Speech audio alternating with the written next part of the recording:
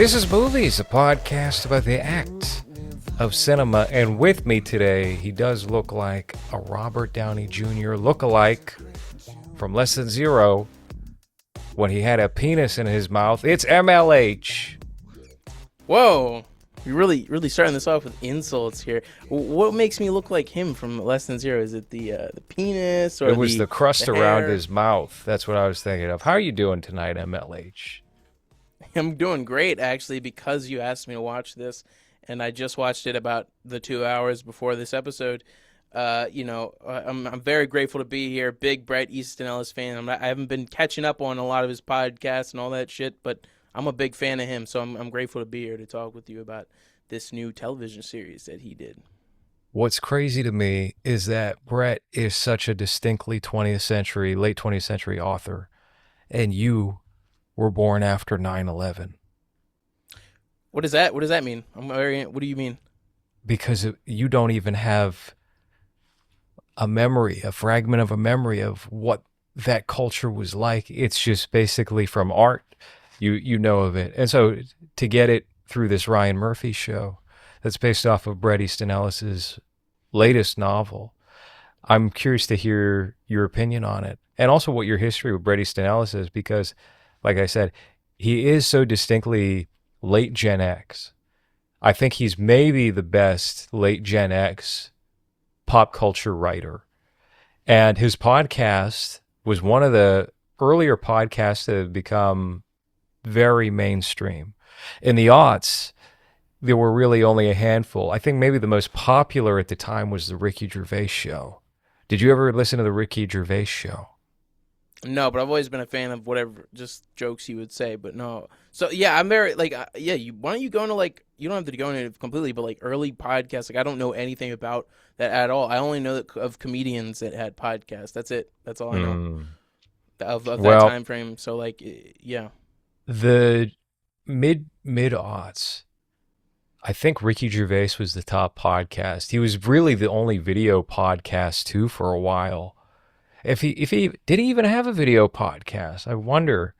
I'm not sure because I haven't seen any clips from what you're talking about. No, honest. Because I might be merging a couple of things in my head. They turned his podcast into an HBO series where they animated all of these jokes and episodes he would do with Carl Pilkington and Stephen Merchant.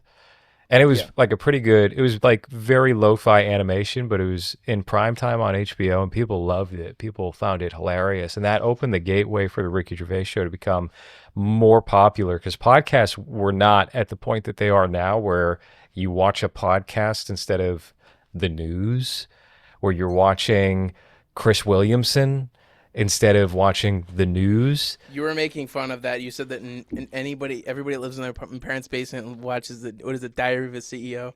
That everybody that lives in there, that's 20. What I said was the dumbest guy you know is listening to the Diary of a CEO podcast right now because that guy, nothing against him, but everything against him. Anybody could be in that position. I don't know what he did before that show. I'm sure maybe he was like a Love Island contestant. A CEO. No, I don't know. No, he wasn't. I don't believe that for a second. You know who they should get to do that? That guy seems so dense. If you're doing a show called Diary of a CEO, they should have hired CEO Eric Hayden to do that. To be honest, my boss. I'm just sorry. I got to plug my boss, But anyways, you got to plug your boss. I got to plug my. Since this is a more literary episode, I got to plug my book, Practice Makes Perfect, which there we go. Is available now on Amazon.com, but also you can get a signed one at Forgotten Genres. Bret Easton Ellis signed it because he helped him. Right. Every copy was signed by Bret Easton Ellis's twink drug addict boyfriend Todd, forging Bret Easton Ellis's signature. Okay, just like his now Twitter account. we're going to get into that because I was listening to his podcast, the Bret Easton Ellis, whatever it's called, when I was 13, and I didn't understand any of it. So he would open an episode and he would be like, a lot of people when they were going to the theaters in 1977. They would watch Star Wars. But me, I watched Robert Altman's Three Women, and I thought it was much better than him. And when I tried to explain this to my millennial twink boyfriend, he couldn't understand this. He couldn't understand why I liked Robert Altman's Three Women more, but I really liked the homoerotic attitude and the lesbianism in this film. Like, he would say shit like that, but he would always mention in one of his episodes the mental health issues of his millennial twink boyfriend. Because it overflowed into everything, honestly. And also that you got to work on the Bret impression. You got the cadence. You're a little too quick, though. And also, I think you're just too young. And we're going to talk about the narration on the series, because you had a positive takeaway. Me personally, less so, because I was like, wow, you're really doing Bret Easton Ellis's voice. And they dropped it in like the second episode. We'll get there. But they kind of dropped it. But Bret's voice is so distinctly like lazy, older, gay guy, unimpressed with everything. And if you don't have that touch of older, then it's hard to match it. It's hard to match it. But anyway, practice makes perfect. Also on Audible, if you do your Audible free trial, you'll get it for free, and people have been really enjoying that. So give it a read or give it a listen. Nicholas Joroff, who stars as Evans in Mass State Lottery, did the audiobook narration. He did a terrific job. Yeah, he's baby boomer. He's actually 61 years young. That would be Gen X. What am I talking about? So the thing we're talking about tonight is not a movie at all. It is a book, but now it's a TV show. And it has had this long, troubled history of development, because the original version of the Shards, which we're talking about tonight, the premiere of the Shards and its subsequent episode, they were both dropped on FX and Hulu, which is how I watched. And it was developed by Ryan Murphy for FX. But if you listen to the recent episode of the Bret Easton Ellis podcast, he tells you basically how it broke down, because when I was first aware of the series, it was supposed to be a Luca Guadagnino directed series for HBO. Jacob Elordi. Jacob Elordi, he would have been a little too old. But here's actually my first gripe with the series, is everybody actually looks like a teenager. And if you were casting for the 1980s, you should have cast older. You should have cast some 25-year-olds and 30-year-olds as the teenagers, because that's what they looked like back then. And it would feel a little more period accurate. Or something like that. I don't know. The water, the lack of water, the cigarettes, the drinking, whatever it was that made people age faster, you're losing that component here by casting people who are age appropriate for these characters. I did feel like the wardrobe and everything else kind of like made it like I didn't notice. I thought it was fine to be. Maybe I don't get it, but like I personally I thought that it looked like a bunch of people from the 70s or late 70s, early 80s to it, and also since it's early 80s, it doesn't have that stench of being a throwback 80s film. A throwback 80s television show, because that's my least favorite trope of the 2010s is throwback 80s stuff. I hate that with a passion. I hate, oh my God, we're Gen X and now we're directors, so we're going to make everything a throwback set in the 80s. And Stranger Things really did a disservice to the whole film industry, really, with that. I hated it. I hated It chapter was just the first It. The first movie. chapter, yeah. Not a fan of that. Well, you have a history with that, but we don't need to get into that. But your videos. I don't mind talking about it. I mean, I think you lose a lot of the character of the book when you choose not to set it in the 1950s. I think it's really that simple: 50s and 80s, and the 80s should be the older adult portion. But that's not as fun. Not when Stranger Things is the number one watch show on Netflix, and you got one of the kids in the cast. Yep, you said it. Yeah, like it's. But this film, I think, does kind of like avoid that like stench for whatever reason, and even though it still does like mention The Shining too much, like it didn't mention it too much. It was kind of important because he was kind of trying to figure out like if he saw the guy or not. But yeah, let's get into like the actual plot real quick before I start talking about random bullshit. Yeah. So we weren't even done talking about your history with Bret Easton Ellis. You said you started listening to the podcast at age 13, but you're a young man. Yeah, I didn't understand it at all because I got into my like, I guess you could say like I want to be a filmmaker or be like a film, YouTuber. I was doing like film reviews on YouTube at like 13, 14. So there's still What year was that? 2018. That's fucking crazy. 2018 is when we launched this podcast. And I was watching like all of the like good films of like the 90s and 2000s. So And hold on, pause. I You're got talking about into you just yeah. discovered the Bret Easton Ellis podcast. Literally right around the same time, he's putting out his book, his first nonfiction book, White, I which is like listened a to that too when I was 14, and I loved it. And it was a very I loved all the essays in it. It really kind of like made me think like it was just hearing him at like tables in L.A. and his conversations he would have with random people that made him like kind of come to like revelations about, I guess you could say political correctness would basically be like the main focus of the film mhm, of the film of the of the book. book. And I really like that as well. I listened to like Less Than Zero, American Psycho, White, and later on I got into like I read a little bit of Rules of Attraction, but I kind of just watched the movie and really liked it. And then I read Glamorama, and I really liked that. And then the podcast was good. Like he would always bring up like some weird gay movie from like this 80s or 70s, and he'd be like, "I like this movie because the gay dudes in it, they just fuck and they don't make a big deal out of it. They just fuck and then they just never talk about it again, and then they move on with their lives like nothing happened." Because that's how it is in real life. It's not like some big event where they break up and stuff. They just fucking move on and they're just gay and that's it. And I love it. Like it's like it's just he I loved his film review, and he would always bring on some random A-lister like randomly. Like he would get like just somebody, His first random. guest ever was Kanye West.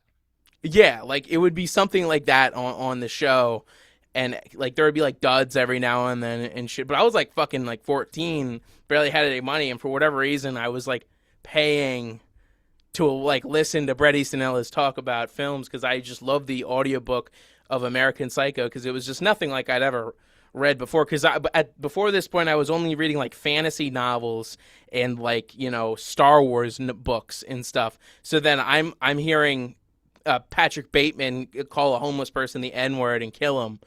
And then like just getting his dick sucked all the time, like, and I'm just like, dude, this is awesome, like this is the best shit. And then Less Than Zero's like was good too because I was like getting into high school, and that was kind of like a high school ish, but it's more college. But really like Less Than Zero, and yeah, Hmm. definitely I was a huge fan of him at a very young age, and it kind of like it made me write too edgy stuff though. That was the problem. Is I feel That's like what I happens wish. to every young guy who gets into Bret Easton Ellis is you start aping the writing style. Same thing. It was the same thing. He hasn't really had a hit in a while, but Chuck Palahniuk, it would be the same story. Anybody who read Fight Club or Choke Or or watch the interviews with him too, because he would always talk about I was in a book club and I was a writing club, and these dumb bitches didn't like my writing because I was writing about just gross shit. It's like, why are you writing that, you weirdo?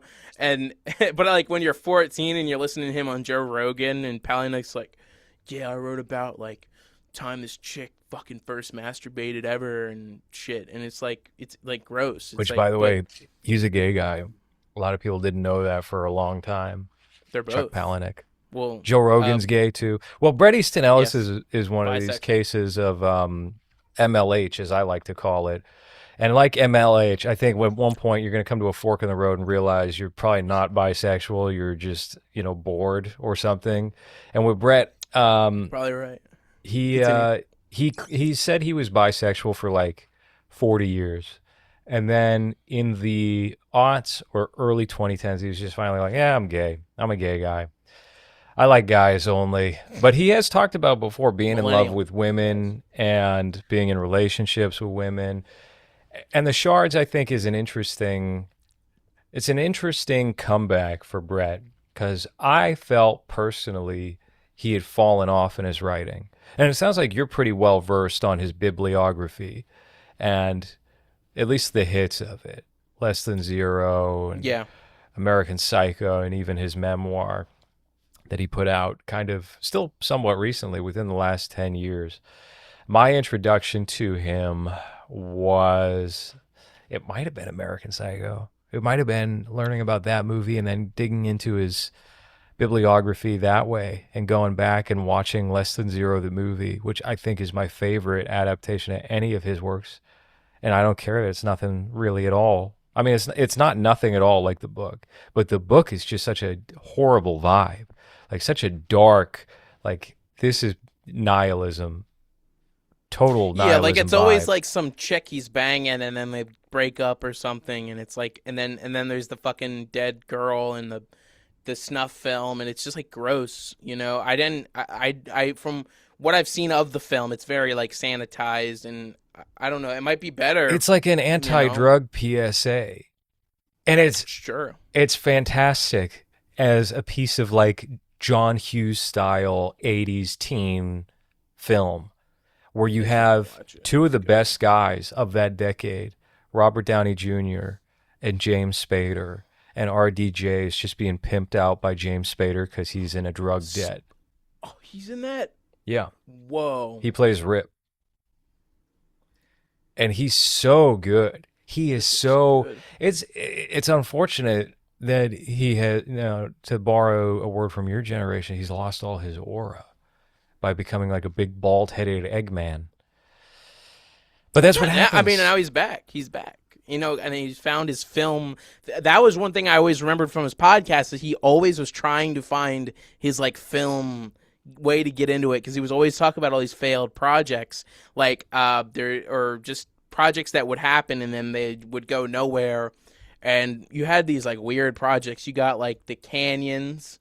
You got like Well, no, did you see the Canyons? Because that was made. That was a Paul Schrader film. They did it through I know, but Indiegogo or like Kickstarter, they and like not like goddamn, didn't go anywhere. I mean, like they would be made, but they wouldn't sure. go anywhere. Like, I and remember also he was working on a series with Rob Zombie about the Manson murders, and then David Duchovny's forgotten primetime series Aquarius beat them to the punch, and it pulled the plug on that.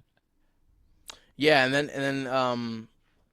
Curse of Downers Grove deleted. I didn't see any of that. Smiley Face Killers, which was just like, We could you talk know about more about that. that, because honestly, it's not like similar, but there is some like kind of similar aspects he kind of brought into it, of the LA setting, of the cult murders and all that, but not that crazy. But you Well, go I into was that, you pissed know more off about about that. that movie because I was using that for Mass State Lottery. The drownings in Massachusetts are often connected to the smiley face killings, which I think are all bullshit. I mean, it's like the most common piece of graffiti you can find in any fucking city is oh, did you know there was a smiley face 10 feet from where the body was found? Did you know there was a smiley face scribbled 3 miles from the corpse? Yeah. Yeah, okay, how about we go block by block and see how many smiley faces are drawn? It's like the most nonsense thing. And then there were these former detectives, and frankly, they ought to be ashamed of themselves getting this Discovery TV series, or maybe it was Oxygen, where they're like investigating the smiley face murders, and then they were saying they were in dark web chat rooms where people were congregating to plan murders and stuff. I actually called one of those guys, the former detectives, and those like university professor type criminologist guys. I was like, "Yo, I'm making a documentary about a film that's inspired by those things. Why don't we do it?" And they're all like Yeah, $10,000. I'm like, 10. You "Yeah, want me? fuck 40 you. G's. That's it. Yeah, fuck you. Get the fuck out of my face. You think I'm Oxygen or whatever the fuck network? Fucking get." That made me so No. mad. Can't even. But no, Smiley Face Killers was really weird, and it was very like, it was too homoerotic. Like, it was weird, and it was in I don't really know too much about it, but all these killings, they seem like they're set in like Massachusetts, and it's kind of weird for it to be in LA. Yeah, And it's all northeast cities, and then there's like one or two that might be Midwest, and it's like a creek of water that's nearby. But for the most part, it's Mass, it's Philly, it's New York, it's Philly. always college towns. They set it in LA because that's what Brett likes, and also that was at the time saving money. And this movie got held for I feel like a year or two. What did it come out in 2022? They shot it in 2020. 2020. Oh, so all right, all right. So they shot it in 2019. And it came out pretty much on time. But I remember there was like a little bit of a sordid history behind the scenes because the director, who's like a notable good director, he did River's Edge. Got his name's like Tim something, right? His name is Tim Hunter, and he's done like he's directed in lots of TV, Breaking Bad, Hmm. House, Law and Order, Mad Men, Twin Peaks, American Horror Story, like every good television show. But with this one, he wasn't really. I That's don't right. really think there was much to even work with. I don't really know too much about it because a little bit about how Bret Easton Ellis always had a bunch of scripts lying around and that he sold and nothing happened with them. And this is one of those like weird things that he This is one wrote. And where they did pull the trigger, and then nothing interesting really stemmed from it because they fired Tim Hunter either midway through production or they got a cut of the movie and they were not happy with it, and then they brought in some even more work for hire guy to redo it to make it more conventional. And you can see where he might have actually been directing versus where the replacement was subbed in. And so it doesn't really work as a movie, but it's not for what it is. It's like a slasher film with Crispin Glover. It's watchable. It's just not really special. It's not something you'd ever return to. And if you never saw yeah, it, you wouldn't miss anything. yeah, that's exactly how I felt with it. I mean, I feel like there are some interesting parts to, the actual thrilling moments in the killing and stuff, but I feel like he kind of took the energy from that and put it into this production and this film and I mean show. I'm gonna say film because I just watched 2 hours, so it's kind of a film to me right now. But that this, I feel like he did bring some of that, feel into this. I don't under there's yeah. Well, let's get into it. There's a lot of I have some questions and some theories of what's gonna happen next, but I won't get into that too much because by the time people will be watching this, it'll be kind of already fully out. But yeah, Okay. Yeah. All right. So first of all, you haven't read the book. I haven't read the So book. Have you? yeah, of Okay. course I have twice. And one is like red, and then one is actually red. One was so how I should have asked you before we started recording. Are you fine with this being spoiled?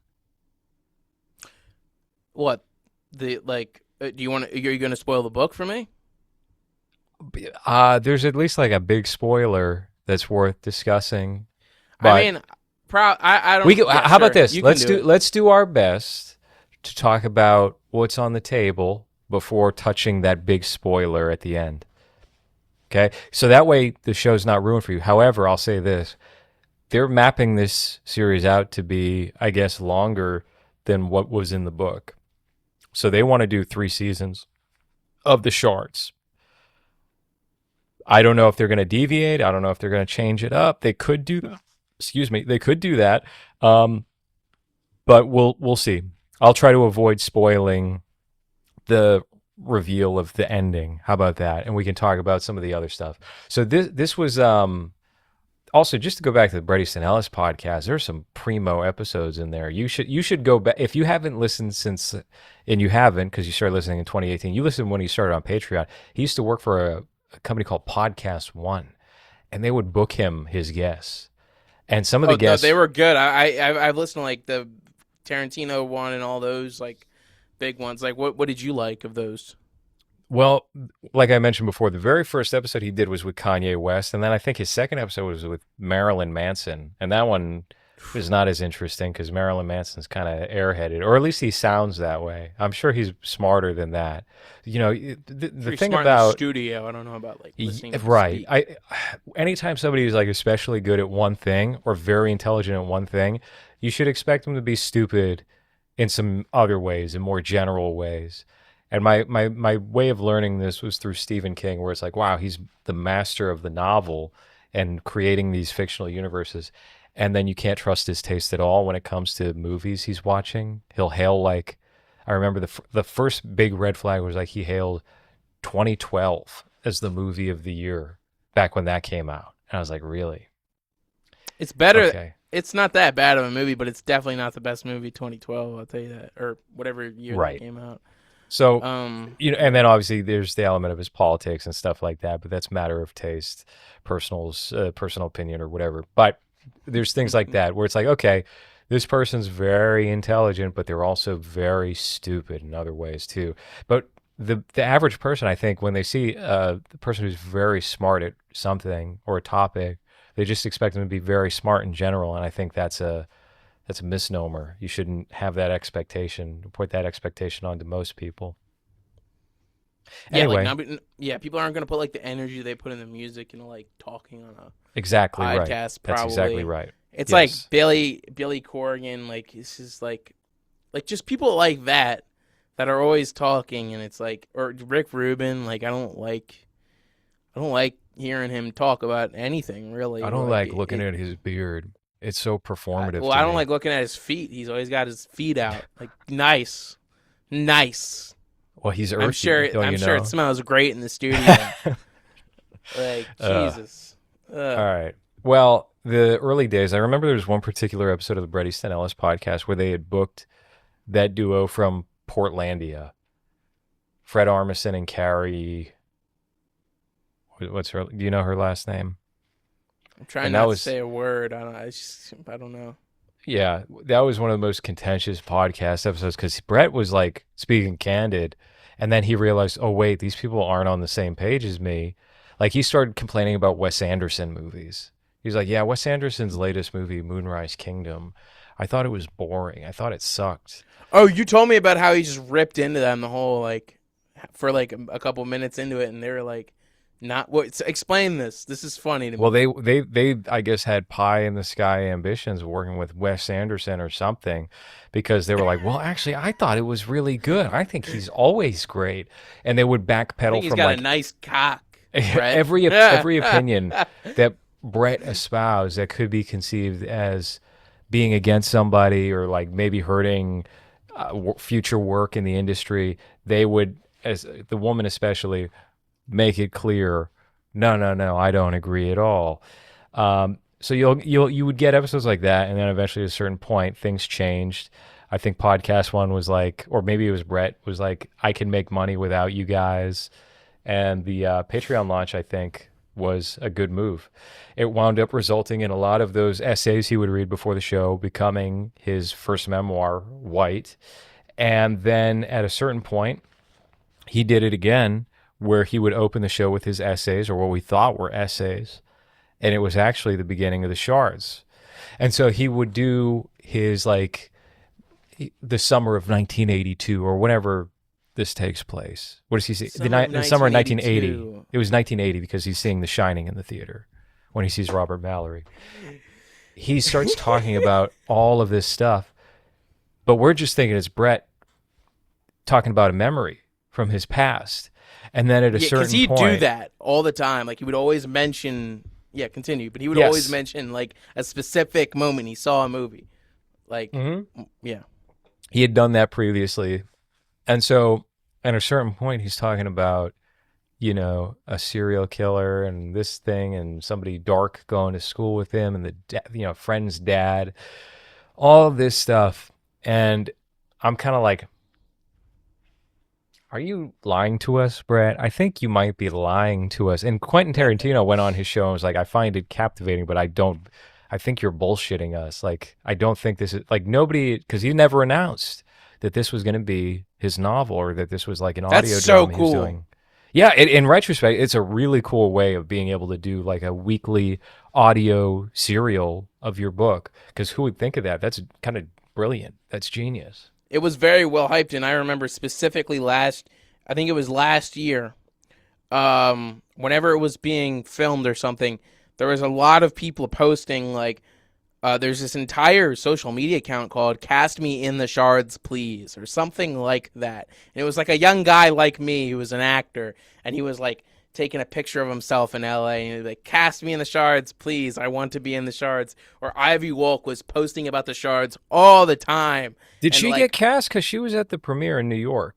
she's in I saw the Wikipedia, and it says that she is like screaming woman or something, but Okay. but she is in it because if you want to win an Oscar, you have to have Ivy Wolk in it. That does seem to be the big takeaway. You want the number one comedy in America. You want Best Picture. You have to find room for Ivy Wolk. Well, her dad is somebody important because I remember Eric Roberts was friends with her father. Her dad was like, I'm gonna sound like I'm defending her, which I am.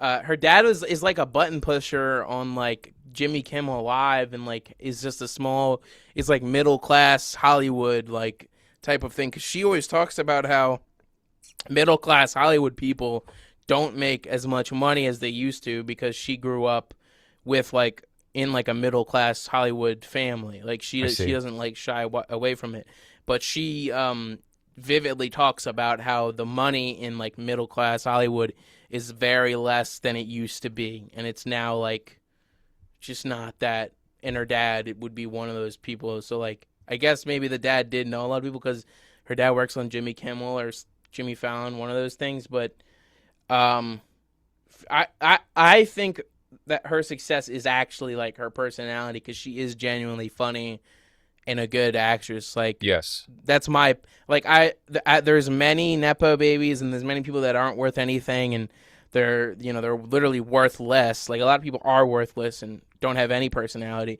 And I would say that out of all the people, she's not one of them. Um, so No, this is Ivy a Wolk is yeah. absolutely worth her salt. I I agree. think she's funny, and she probably deserves the fame she's getting.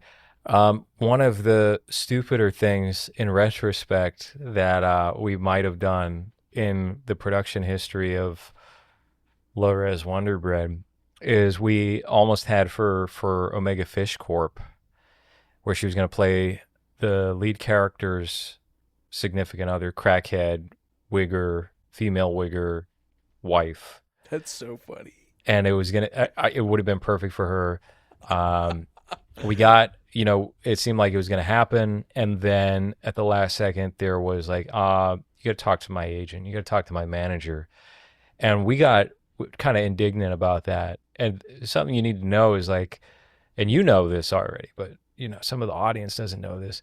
The environment, the social climate of Omega Fish Corp was so juvenile, despite everybody being like 30 years old. It was so juvenile. It was like high school. It was like old school, the Based on college what I've movie. heard, what I'm hearing, that was a great move that did not happen. And your productions that I've been on have been very professional, like as much as they can be with the budgets. And I Mm. think if you were to work with her or somebody like her in that lane, you'd be much better off doing it in something in the future and not a Mega Fish Corp based on what I've heard from the Haha. set. It's not Well, I crazy, agree with that. but like, from what I've heard of that, it's Oh just, no, the sets were crazy, and it gets crazier. I learned new things about. I directed it, and I'm still learning new stuff about what was going on these sets behind the scenes and a bunch of other stuff. And the reason why it's kind of fresh on my mind is we lost one of the actors recently, Charlie Sheely, who only worked on the set for a day and was in a scene with Jack Mason, the perfume nationalist, and the co-director, main co-star G Mac.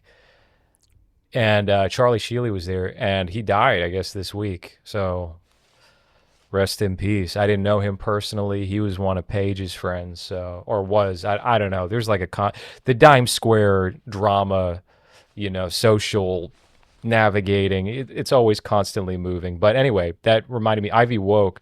So we got told we had to talk to her manager or agent. We were so used to just like these slam dunk castings because it was like, why wouldn't you want to do this? This is going to be fucking hilarious. It was like a great script that we had written and for like comedy purposes. We got some other people in the mix and we had budget behind us. But like Ivy Woke wound up wanting more money than what we were expecting because I guess she was in like some Netflix movie. She was not like famous like she is currently, where she's clearly in the Shards or a Nora or anything else. And so we were gonna fuck around with the manager or the agent just to be assholes, and we were gonna be Ronald like, Bronstein's wife movie too. She was really good in that. yeah. Well, As we were like gonna a we were gonna tell we were gonna tell the agent or the manager. We were like, we really love to have Ivy in this. Unfortunately, we can only pay like $8,000 a day for 20 days. And the reality was we would have needed her for like half a day. And our budget for actors was like $400 a day at the most. So we were just going to like yo-yo the agent to be fucking assholes and like give these pie in the sky numbers that probably she didn't even get on Netflix. And It didn't work out, obviously. There was no casting there. We went to Betsy Brown, and apparently something happened that made her not want to work on it. And we landed on Alexandra Warwick, who's, was great. It was very good. But I don't know. We'll see. We'll see what the future holds. I think maybe. Who knows? Who knows? Anyway, sorry to interrupt you there, Michael. What were you saying? I was talking about Bret Easton Ellis' millennial twink boyfriend. Oh yeah, Todd. We haven't even talked about Todd, really. Not really.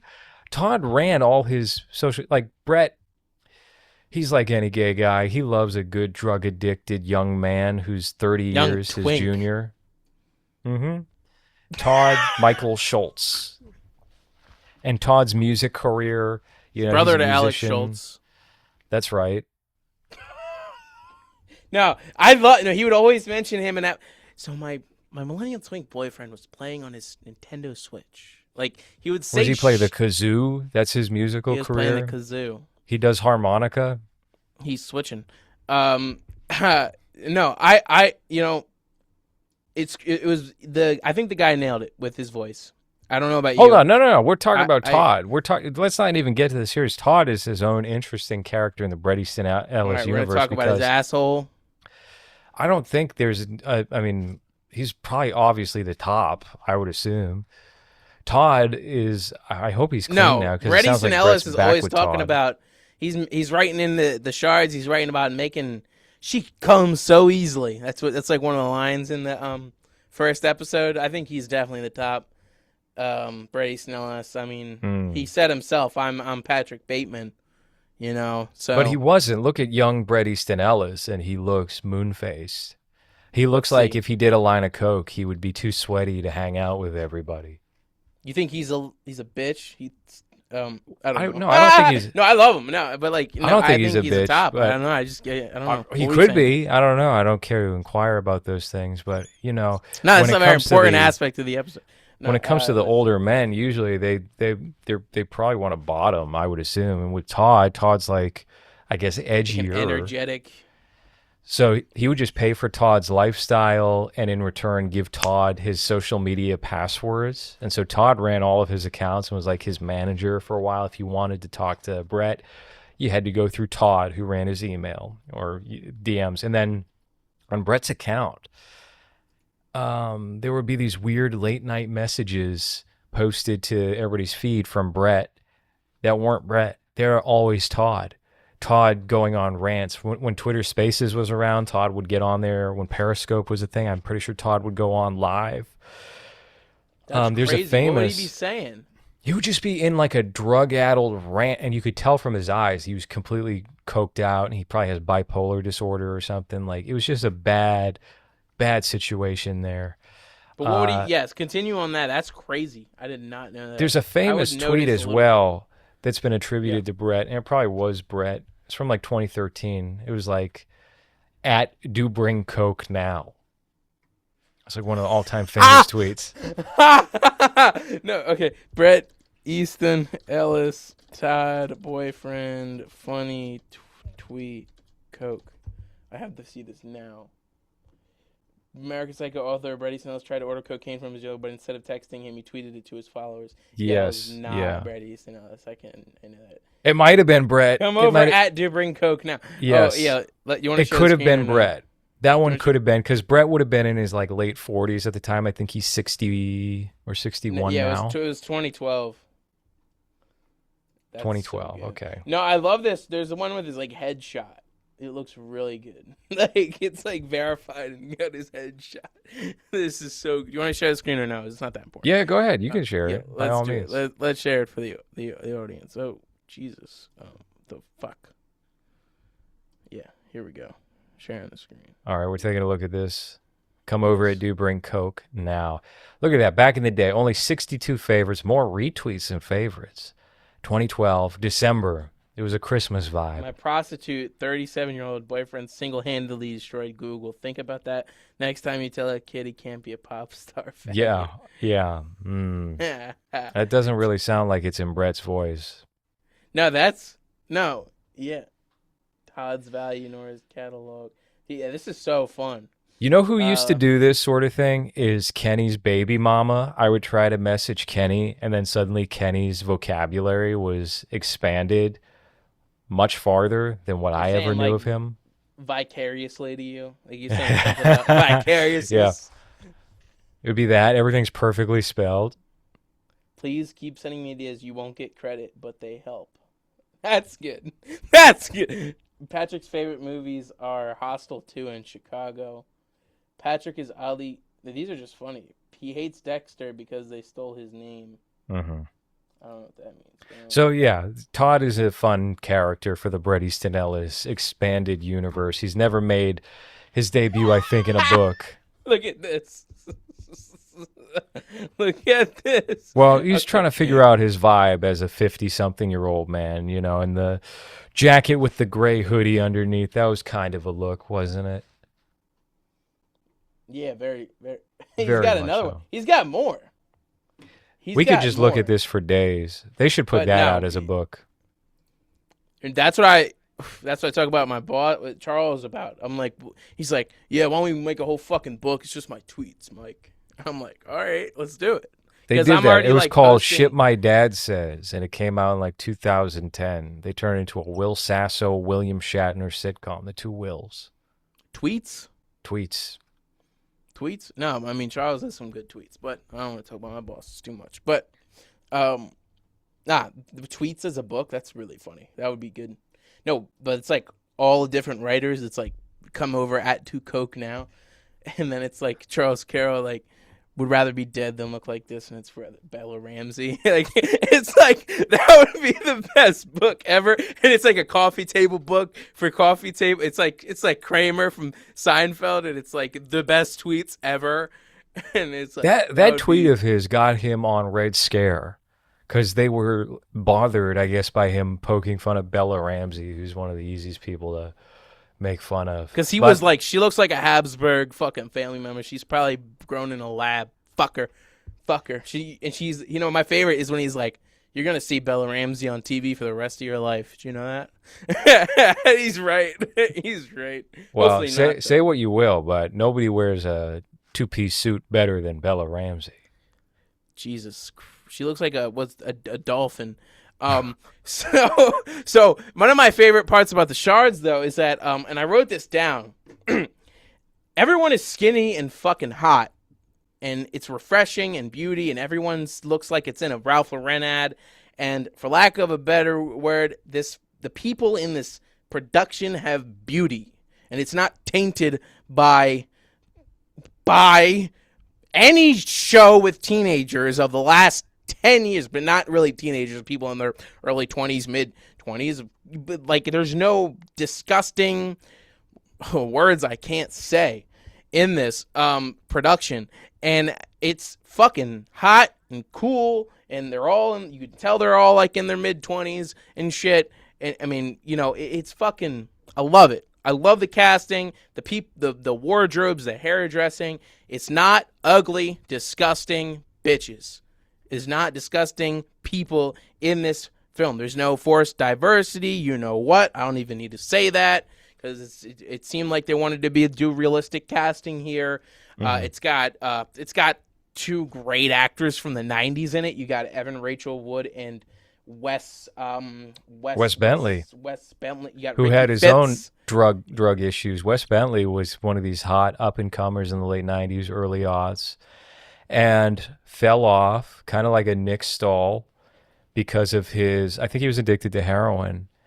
And now he's this kind of interesting, I wouldn't even call him a character actor. He's like still conventionally a good-looking guy. He didn't visually fuck himself up from being on drugs. I remember he reemerged for the Hunger Games movies where he played some villain, and then he He's wound good up in on that. Yellowstone. He's got a weird haircut in that. Yeah, like I love him. Like to be Yeah. honest, like I've only seen him in a couple films, but I really like him in anything I see him in. He was Like- almost, if I remember right, he was almost Batman. He was almost Batman in Batman Begins, and his drug problem removed that chance for him. I think he lost out on it because of that. And maybe he was also considered for Darren Aronofsky's version of Batman Year One when they were talking about doing that for a second. I don't know how serious those discussions were with Warner Brothers, but it came to, all right, well, there's a script that exists. And he would have been terrific for either, honestly. But he's here and he's playing Terry Schaefer, who is the father of Debbie Schaefer. And he's, something that's interesting about Bret Easton Ellis's world in this book that does not read as sincere to me anyway, is how every straight guy is like vaguely gay. Every single straight guy is still willing to get a suck from an underage boy in 19. And look, maybe that's just how 1980 was. Maybe that's how LA was, and maybe he's trying to say that everyone in Hollywood is a homosexual sodomite that likes to engage in ritual satanic abuse and sexual All right, well, abuse. hold on. Let's slow down there. We could just leave it at sodomite. Yeah, it could be that. And in 1980, these things, if you were a gay guy in 1980, you were mortified because your life and career were probably over because everybody's like, who the fuck is this freak? Ew, he's putting his says it in the penis narration. where? He's like, there was no gender queer people. You're right, he back does, in, yeah. In the 1980, whatever the fuck. Mm-hmm. And we had to create a whole fictional personality. It's kind of funny. I like it. But you're all right. That is disingenuous. But anyways, yeah. Was it you and I who had the conversation about like your grandfather or my grandfather? How like men of the 20th century would just live double lives. You would just have how awesome lives. It is that you could just have like another family and like a band, like you could chop families. Like like because I like that. I think that's kind of awesome and funny. You like that? You like it? Yeah, like fuck it. Like, yeah, I'm going to have another kid and then forget about the other people. And then, I'm going to have my third one. And then the will is going to be a nightmare. But I had fun. Hey, that's for them to solve once you're dead. Yeah. Once you're dead, ain't your problem anymore. Whatever. Now the two families can just come and hang out and throw a barbecue together. They won't hate each other at all. Yeah, that's when take me back. Anyway, I remember. But, I mean, it was very common. I mean, There Will Be Blood deals with that a bit, where you kill a man and then you just assume his identity. You take over. You got his ID. You're suddenly that man. The Majestic. That's another one. Oh, this guy awesome. Died in Korea or wherever the hell it was. Now you're him. And why shouldn't you be him? You kind of look like him. Makes everybody's day a little bit better if they think you're him. Yeah, and then you got some people ruining it in like an essay or a fucking New York Times art. Oh, this guy was actually a fucking, we found under his house he killed 7 people. It's right, like, Bill Cosby, he was America's dad. Why do we need to hear about him? It's like you're ruining it. You're ruining the fun the guy had when he was. Yeah. What about must-see TV Thursdays? I'm trying to watch the Cosby Show with my family. I don't want to think about this guy violating a woman's body while she's drooling in the corner. It's like fucking like when people like they're like this king of England was like you sucking dick, It's like, where's the proof? Yeah, do you have a picture of that? Did pictures exist? I hate that shit.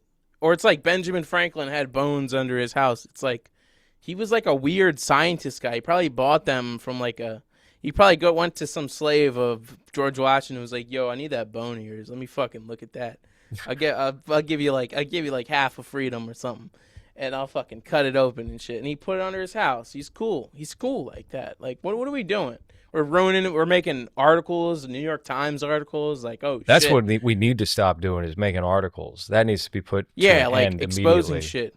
Yeah, like my friend, just in general. No, my friend told me that like one of his buddies from school, their grandfather was like, went missing and was a milk carton kid or something like that. And they found out that like the cousin killed him.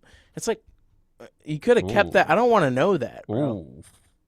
Cousin killed by the cousin. What were they doing before? Something. Yeah. It's like,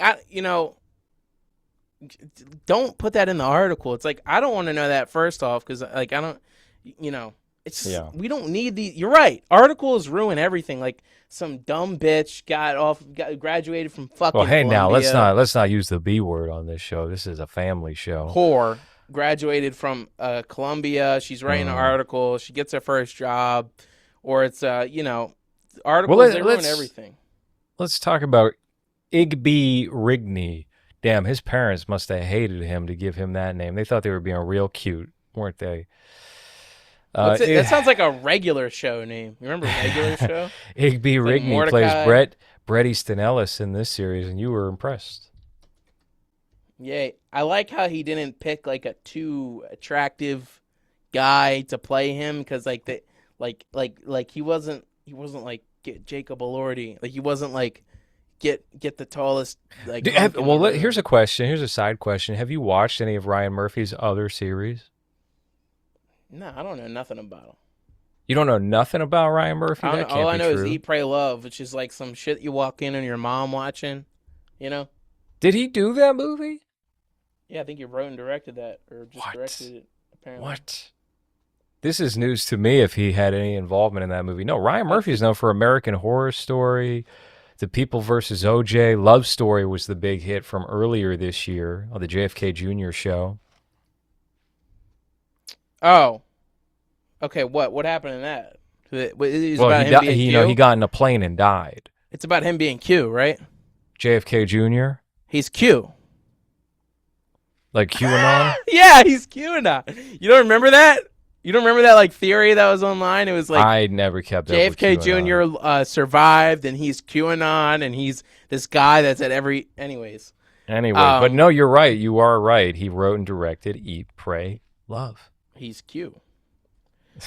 Ryan Murphy. Ryan Murphy's Q. No, okay. But he's also known for He's being bald, involved just in like Bret. Glee.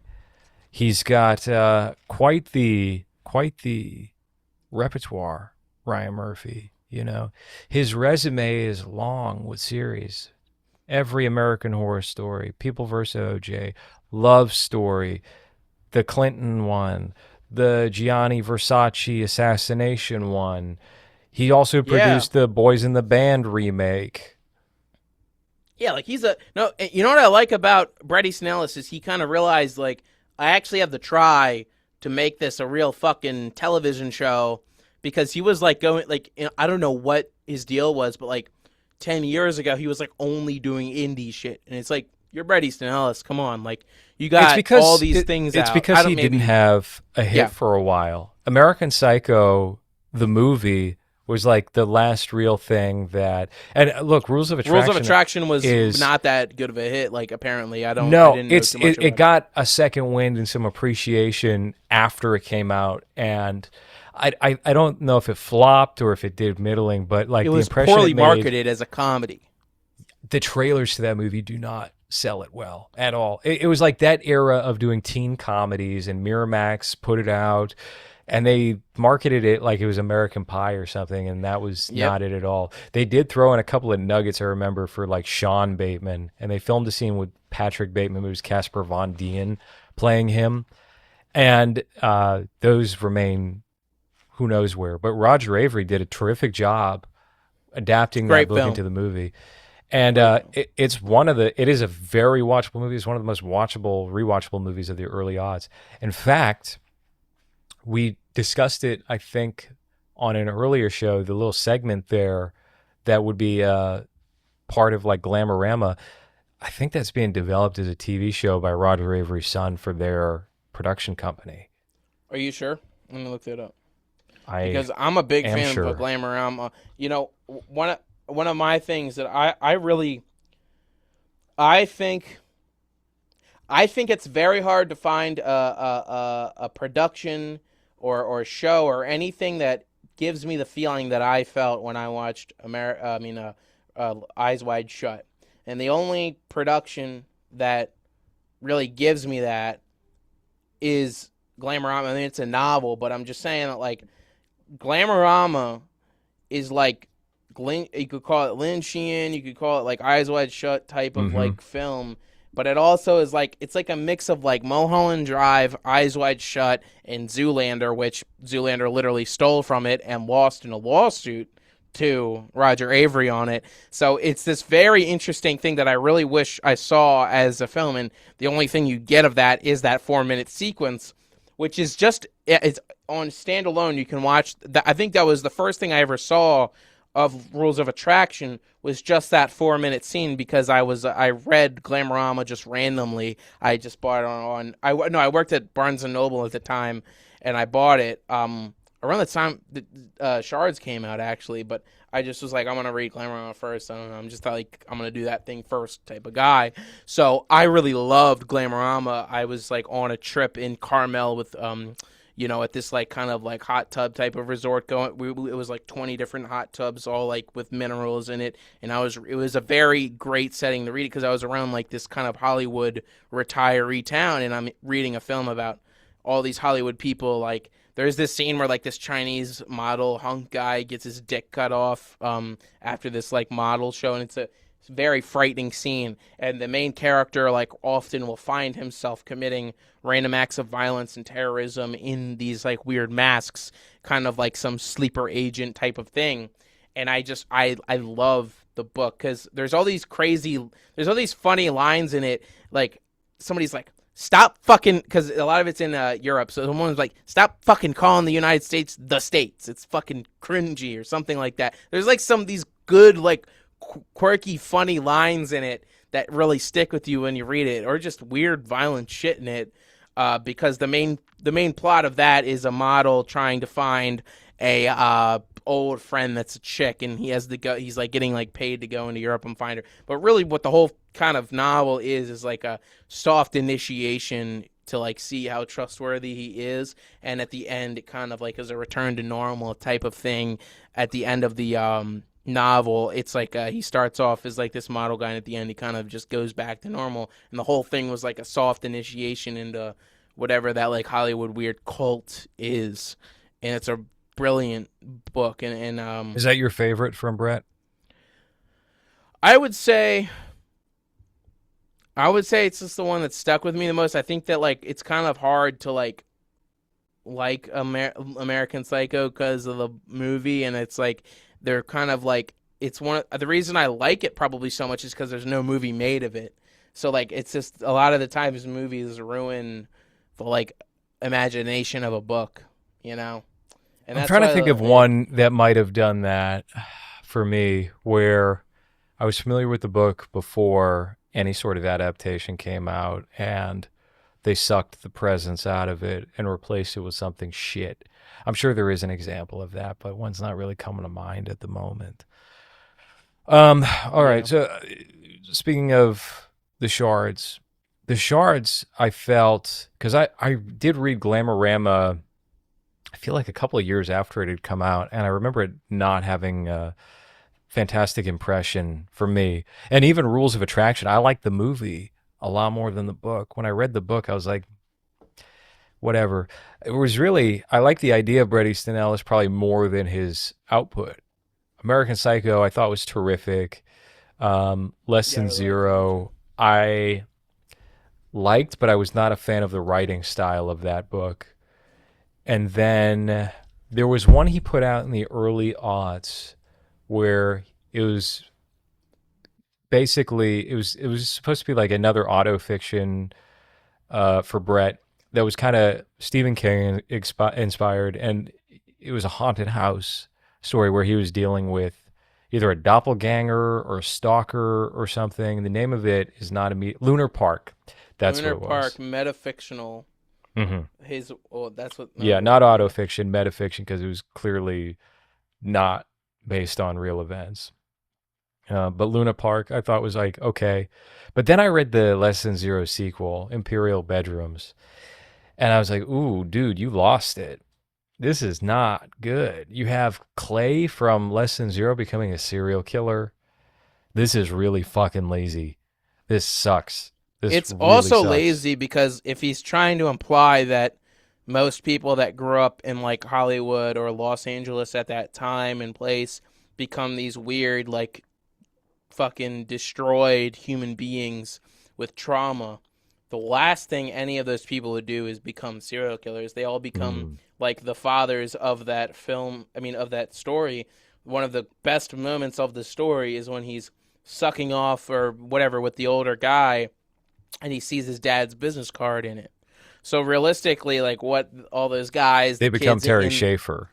yeah, that's exactly correct. They all just become suits and guys that have real positions of power and they bottle their trauma. That if that's like I just maybe think that he lost the point of what he was trying to do with Less Than Zero, maybe because of the age he wrote it.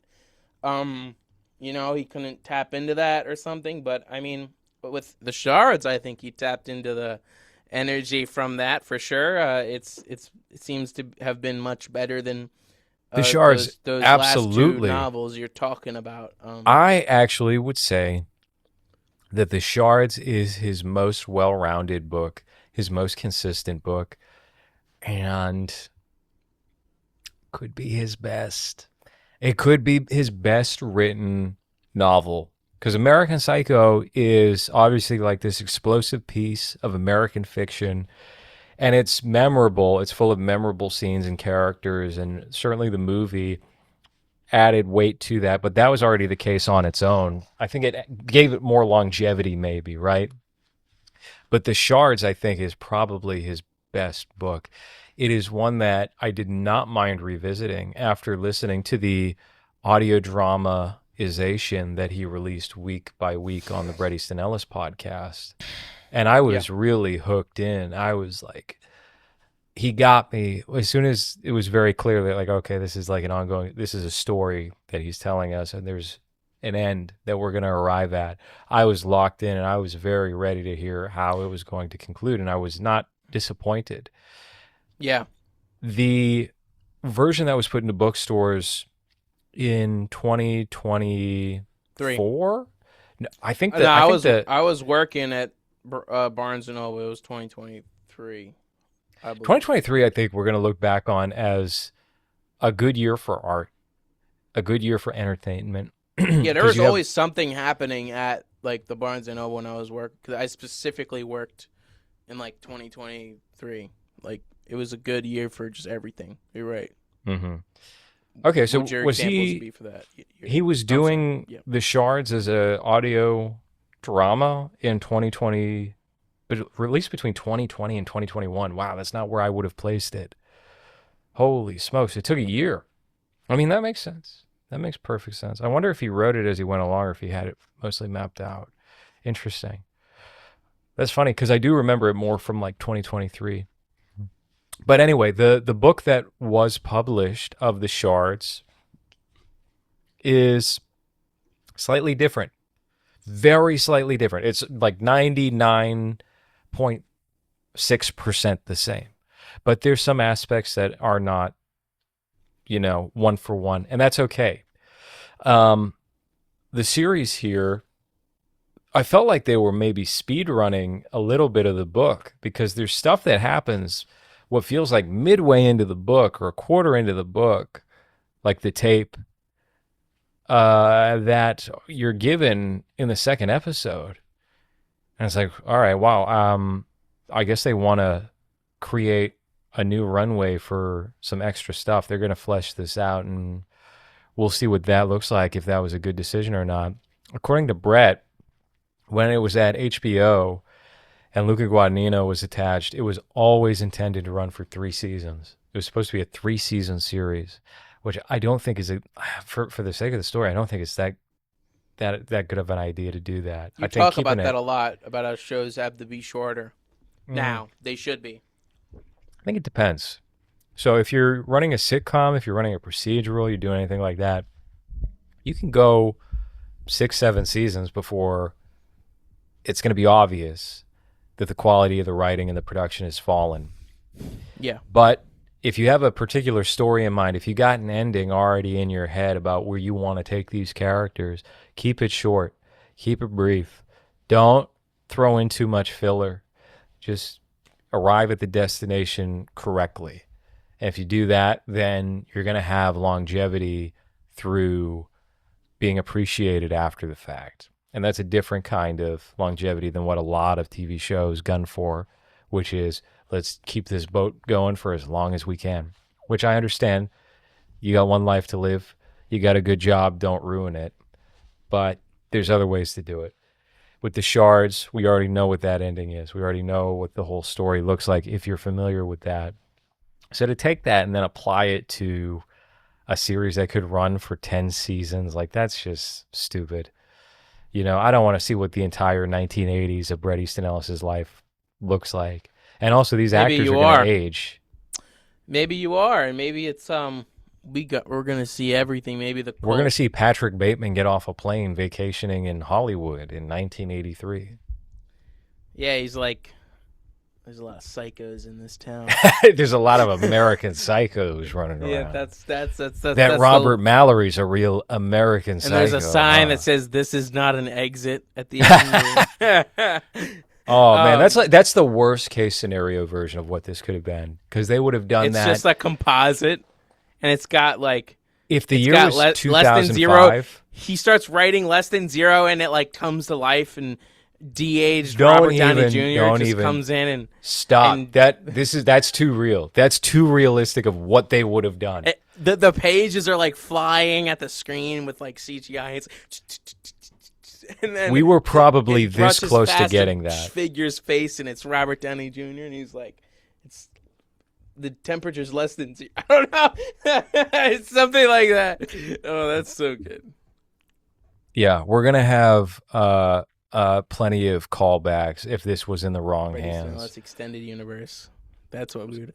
They should have had When Luca Bowl do it. Yeah. No, fuck that. When Luca I'm just saying. Guadagnino decided he had enough. Luca I don't know if he's playing it smart or stupid, doing every project that never gets developed. Luca Guadagnino says yes to everything, and then it doesn't get made. Then like one thing out of the 10 things he agrees to do get made, and he probably keeps his paycheck every single time. So he did it with this show. He was supposed to do the whole show for HBO, but at the same time, he was also going to do Sergeant Rock for DC Comics for the James Gunn universe. And there's this embarrassing photo of Luca in a sweater with a big DC emblem on it. That was never getting made. And What was he going to do? Say that again. What show? He was doing this, but he was going to do a movie for Sergeant Rock. And as soon as that got announced, I called it from half court. I said, this shit is never happening. I bet that was, yeah. Jesus, man. Yeah, like that. I mean, we don't even need to go into the new James Gunn universe or any of those fucking dumb. It's over. It's ending. It sucks. They're closing up shop. I feel like any DC thing is like cursed and. It is. Right now it is. Right now it really is. But I've been looking at the public domain and starting all these thoughts of like, what am I going to do once all these That's what you're going to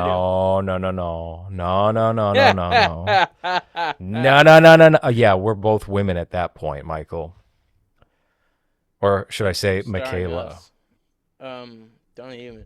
We all trooning out, right? 2027. That's the pact we made when you started doing these episodes. Is me, you, and Hans are all going to troon out before 2030. That's what we're going to do. Just to support each other. For the sisterhood of the Ya traveling pants. We're doing Castration movie 4 together. Cassavetes castration. Yeah, listen, when Cassavetes in the public domain. The shards are the clumps of penis that are left over after you chop it off. We're doing wives, and it's me, you, and Hans. Anyways, 3 women. 3 women. No, that's actually a good movie. It's weird. It's a weird movie. Like, Bret Easton Ellis put me on. I was watching that when I was 14. I didn't get any of it. Let's actually get in. I feel like we've been analyzing it a bit, but I want to say just some things about the Shards. By all means. Yes. I like, I've been so desensitized to the 80s throwback stuff that there's very rarely a production that makes me want to go to the 80s unless it's a film that was actually made in the 80s, set in the 80s. Okay. And this is actually something that one of my favorite, I don't know, it's not my favorite story my dad told me. My dad tells me a lot of fun stories, but one of my good stories my dad tells me is that whenever I play Your Love by the Outfield, whenever we're at the beach or something, he tells me about how it was the end of senior year of high school, and he drove down to the Jersey Shore playing that whole album by the Outfield, and talking about all the fun shit he would do on Wildwood and Cape May and all that. So, when I heard that story from my dad, I kind of felt the same vibe of when I heard that story and all those crazy shit he would get into, down the shore and stuff. Because we have like a beach house down there and stuff, so there's always some story of something, crashing his jet ski in the marsh or something like that. You know, I felt that when I watched this. Like, I really felt like I wanted to be there. I love how it was shot. I love the lighting that they used. You could tell that, like, even the street lights, they kind of were like, okay, we're going to use warm street lights here. I love the, like, saturated, like, you know, type of color grading. Well, I was going to ask you, I love it. How you felt about the whole plastic look. This is a hallmark of Ryan Murphy's, where the color is, like, the saturation is through the roof. It's very colorful, very bright, and everybody's caked in makeup, and to the point of, like, looking like Barbie dolls and Ken dolls. How do you feel about that? You like it? I like it. I like I like how the chick that he's friends with, that he's not dating, the main character in this, is, like, tall and skinny and not, like, an ugly beat, like, short-haired bitch. Like, there's so many things like that, and, like, I like the Ralph Lauren feel to this. I mean, we went to the Ralph Lauren store in Boston. You know how enamored I was at that store. We went through all 3 stories of this Ralph Lauren store, and I mean, analyzed every fabric, soon. Every thread. I tried every fabric in there. No, you tried on all the clothing. Yeah, so that's why I really like the Shards, is because it made me feel like I was in a Ralph Lauren commercial, and that's good, you know, because there's all these documentaries about, the Abercrombie guys are child trafficking, and it's like, yeah, kill them, hang them, sure, but who's saying that? Who's saying the Abercrombie guys are human trafficking? I haven't heard that before. Well, they were, but anyways, who? Them. Good. What? Channing Tatum? No, the owner, whatever. I can't see this new Avengers movie with him as Gambit if he's human trafficking. Well, he would have been human trafficked. I'm talking about the models here. Oh, yeah, anyways. That's so true. No, actually, that is real. All these models if you're a gimp and this is the end, I mean, you definitely suck cock. You know, anyways, what I'm trying to say... Weird. Okay.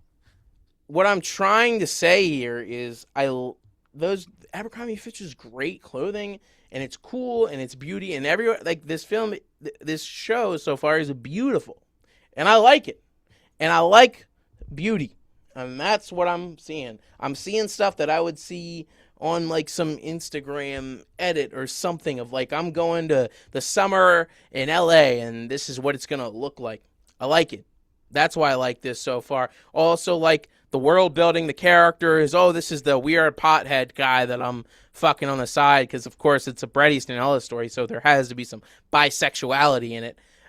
You know, that's literally everything he's ever done. Right. And also, I like the Bret how Easton Ellis of this has a girlfriend, but he's sleeping with, you know, boys. Just like Less Than Zero and just like Rules of Attraction. But I love how he subtly writes in, like, how whoever he's fucking, like, just they can't handle his dick, you know? They're coming too fast. And it's like, bro, we get it. We get it, bro. Like, that's like a critique, I guess you could say, but I just think it's funny. Like, he's always, Stacy just comes so quickly, like, it just took 5, like, it's like, bro, we get it. We get it. Okay, Brett? Okay? Like, but other than that, I had a great time with these 2 episodes, and I'm definitely coming in for the next one. And very good soundtrack for the series. I'm sure that. I mean, that Ryan Murphy. Well. Yes. Ryan Murphy's kind of the king of FX, so they just let him do whatever he wants, and they'll pay for it no matter what. So I understand, like, the budget is probably not a problem here. There's just going to be whatever they want it. And he didn't pick generic shit too. No, like generic songs, like, you know. I mean. There's some, like, very famous. Else, you know? There's some very famous pop hits here, but it's not like they're not used necessarily in a way that feels like, hey, it's the '80s. Oh, the record's gonna go on the fucking. I hate that. Like, the amount of record drop, literally. There's one in this show so far, but, you know, there's literally, that's my least favorite trope about those '80s flashback films, is you would see these, like, there's literally, it would be like The Clash or AC/DC, and it would be the record drop. And it's like, it would be Should I Stay or Should I Go by The Clash when they're like, going to a party.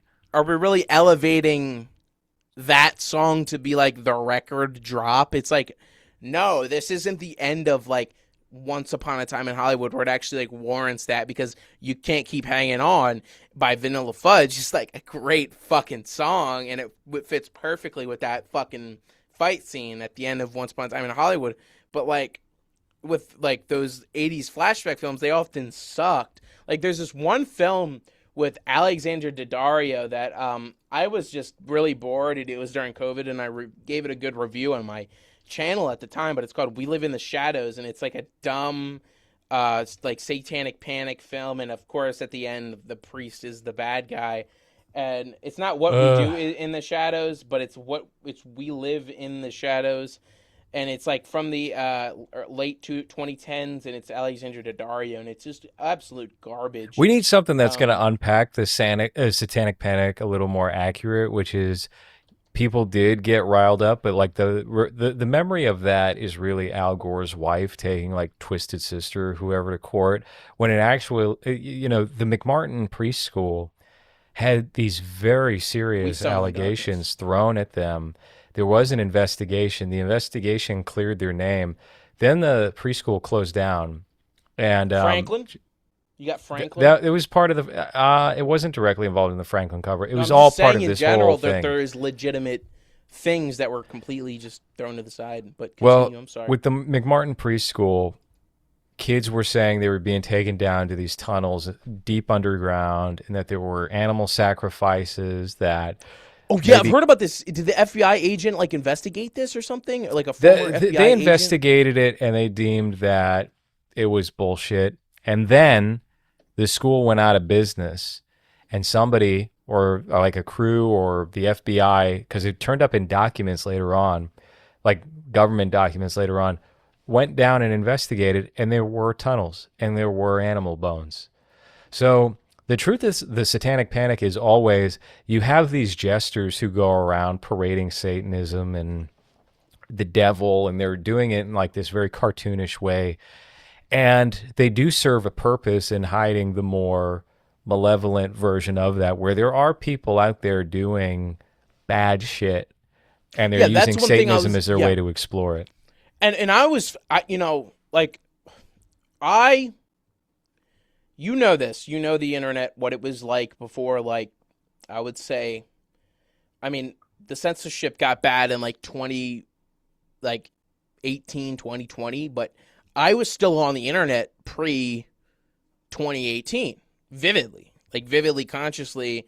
One of the most craziest things that happened to me is I went into psychosis after tapping into my brother's weed pen. So I was essentially like, when I was 13, I was very high on like marijuana. That was one of my first like things that I got into. That thing was I conspiracy theory, smoking weed, and like getting into movies and stuff. So at the same, like, I had these crazy like psychosis, like things where I would get into like Mexican drug cartels doing satanic sacrifices, looking into the weird deep footage of FBI agents discovering dead bones, or I was looking into like Pizzagate and all that stuff. Like you could see that this was real, and I was seeing real footage of like body cam footage of FBI people or like DEA people looking into like these Southwest America, which is where like a lot of these satanic things kind of like would happen in the Southwest of the country and in Mexico. So I was vividly going into that. So to see a lot of these films or things like what you're saying, like debunking stuff, and the way that there's all these things. Satanic panic was crazy, and it was just rejection of the Christian norms. That it's like it's the furthest thing from the truth, and we could go into 100,000 things of why those agendas were pushed. And one of the most disservices to flashback 80s films and satanic panic would be a film called We Summon the Darkness, starring Alexandra Daddario, directed by Mark Myers, is I think the director's name. It's a very terrible film, and it's about going on a tour of like Motley, like it's like they filed. There's like some tour of some band in it. Let me think. It's like there's all these like touring of like some popular band and stuff that they equate it to, and the villain, of course, is like the priest and stuff, and it's like the priest was trying to do it to get people to like worship God, and that it was like all a Christian conspiracy, and it's like, bro, it's so like furthest from the truth. But with the Shards, it feels like just way better in terms of like capturing the 80s feel, and it seems like there's actual evil going on, and I don't know who the killer is. Honestly, you can spoil it because I feel like a lot of people are going to watch. I'm not going to I feel like we've you know, continued the conversation long enough and talked about the Shards and Bret Easton Ellis in general where I don't think I have to spoil the ending for you. So and honestly, it's just kind of like a last minute sucker punch. Do you want to revisit it though after though? Like, and then we can Well, talk I think we about should. crazy No, stuff? I think we should talk about as the series goes on. I think it's going to be 10 episodes or something. We should talk about it a little bit more. And if you want to read the book, I think that would be even better. Maybe that'll be like the soft launch of the book podcast. Where is that it? I haven't read. Yeah, I have a copy. So interesting.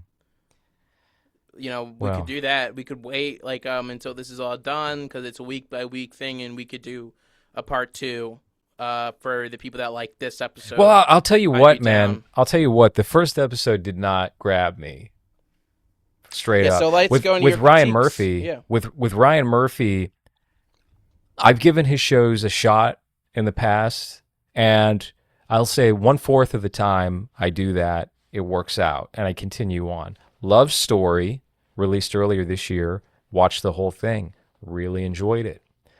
The Assassination of Gianni Versace, really enjoyed it, watched the whole thing. The Bill Clinton, Monica Lewinsky scandal, not for me. Didn't like it. People vs. OJ. Amazing opening 3 episodes. Cartoonish. Loved that. David Schwimmer as Robert Kardashian. Excellent. John Travolta as Robert Shapiro. Excellent. Cuba Gooding Jr. as OJ. Excellent. When you started to get serious with it, and it's all Sterling K. Brown, and who's that woman he used to cast and everything? Do you remember her name? No. She stopped doing his movies. She's an older actress. Let me see. Ryan Murphy. Old lady. Audrey Hepburn. No. God damn Catherine it, Hepburn. People. She Drew won for the People Barrymore? vs. OJ. No. Evan Rachel Wood. No, she's in Elizabeth this. Cuthbert. No. Yeah, well, I watched The Girl Next Door, and that's like one of the best movies I've ever seen. Oh, yeah. She was the hot girl in that. She was a porn star in that, wasn't she? Evan Rachel Wood? Yeah, she's like, I didn't want to tell you because I liked the way you looked at me. You didn't think I was a slut. You know, and it's so good. They could remake that now. If you don't fuck her, I'm going to kill myself. That's what his friend says. He's like, if you don't fuck her, I'm going to kill myself. That's like so good. The People vs. OJ was based on a book by Jeffrey Toobin, who exposed himself on Zoom. Remember during the CNN town hall, whatever the fuck it was, or New York Times? Jeffrey Toobin. That's awesome. He was like masturbating to porn and didn't realize his camera was on. That probably got an article or two. He's known more for that than this. For articles? Amazing. No, like, remember you could just prank somebody like that? Now, that's another thing you lost. You could whip out your dick, like, with the homies and fuck with people. And it wouldn't get an article written about it on, like, New York Times. Like, you know what I mean? Or you can moon somebody and people want to be writing articles. Well, that was the millennial era. That was the last gasp, but you can't do that. If you do it, you're a gay pervert. If I did it 20 years ago, it's cute. It's funny. They had that in movies, too. That's one of the best, like, gags in movies. That was Jackass. That was 30% of Jackass. The name I was looking for was Sarah Paulson. Sarah Paulson. Oh, yeah. God. She played Marcia Clark. Courtney B. Vance as Johnny Cochran was good, too. When they kept it like comedic and funny on that American Crime Story season, it was terrific. And now it's, as soon as they turn it into like, we're doing pure court drama, I was out on it. And then every American Horror Story, every so often I would try to give it a shot, and it was just never my cup of tea. Never interested in that. You know what's next? What? The Firm, Tom Cruise. Speaking of I don't know legal why you're dramas, obsessed with this damn movie from 35 years ago, The Firm. Was it why John don't you Grissom? fucking watch it? I haven't thought about it since I Cocksucker. was 2 years old. Yeah, no, dude. I When I hate was two legal years old, The dramas. Firm was Like my I've favorite movie. That's a movie for 2-year-olds. You You want to know, bring it I've up on seen this clips show? of the Lincoln Lawyer Netflix thing, and I'm like, they destroyed this great film. Or it's so bad. Like the Lincoln Lawyer, Netflix, whatever they did with it, the original film is a masterpiece, and it's easy to make fun of Matthew McConaughey and like say, oh, like I think it's like he's not. I used to like immortalize him, and be like, yo, this guy's like the fucking best, bro. But like, out of all the things he done, a lot of it's kind of mid. But one of the best things he ever did was a Lincoln Lawyer. It's just I'm cool, I'm a lawyer, and it's just we got to do an episode on that because I remember I sent you the soundtrack because it had that Dead Mouse song And it's a on it. great soundtrack. Honestly, the whole thing was a very good soundtrack. I mean, well, it'll have its day, I'm certain. But let me just say this. So the first episode of the Shards did not grab me. I felt it was a little too Ryan Murphy-ish, and I was just like, mid. But That's because they did a yeah. 2-episode premiere for Hulu, maybe they knew that the first episode was like, meh. Because I watched episode 2, and I was like, all right, this one, Less I'm with narration it. too. Yeah, this one I'm with. You have earned me watching episode 3 with the second episode because they do get into the Good. more gratuitous elements of the book, like the killing and all that, and something that I thought the book was terrific at, and Bret tapped into. Like Bret is becoming a better writer than he was when he was in his 30s, 40s, and 50s. I think. He captures the essence of moments well, and certainly troubling moments, like relatable troubling moments. There's a part of the book where he meets with somebody who I think is like the therapist, and it's a guy he thinks he can like trust and talk to, and he's talking about Robert Mallory and how he thinks Robert Mallory might be the trawler, which is this fictional serial killer. It's kind of like Richard Ramirez. It's around that period of time where like that is fresh into people's psyches, and so it's he's sitting at lunch and he's talking to the guy and he's going on and on and on, and then he's like, it occurs to him about midway through the conversation, which is just him rambling about it, that he has not connected with the other person who he's talking to, and the other person is just like, okay, like I'm sure you talk about a bunch of crazy shit. I'm sure you've been in that situation before where it's just like, oh, this person's not on my wavelength. Maybe I better slow it down and start to reel it back and be like, but that's kind of crazy, right? I don't know. I'm just thinking here. I do doing that that. kind of I thing. mean, I go to college. I have to do that. Of course.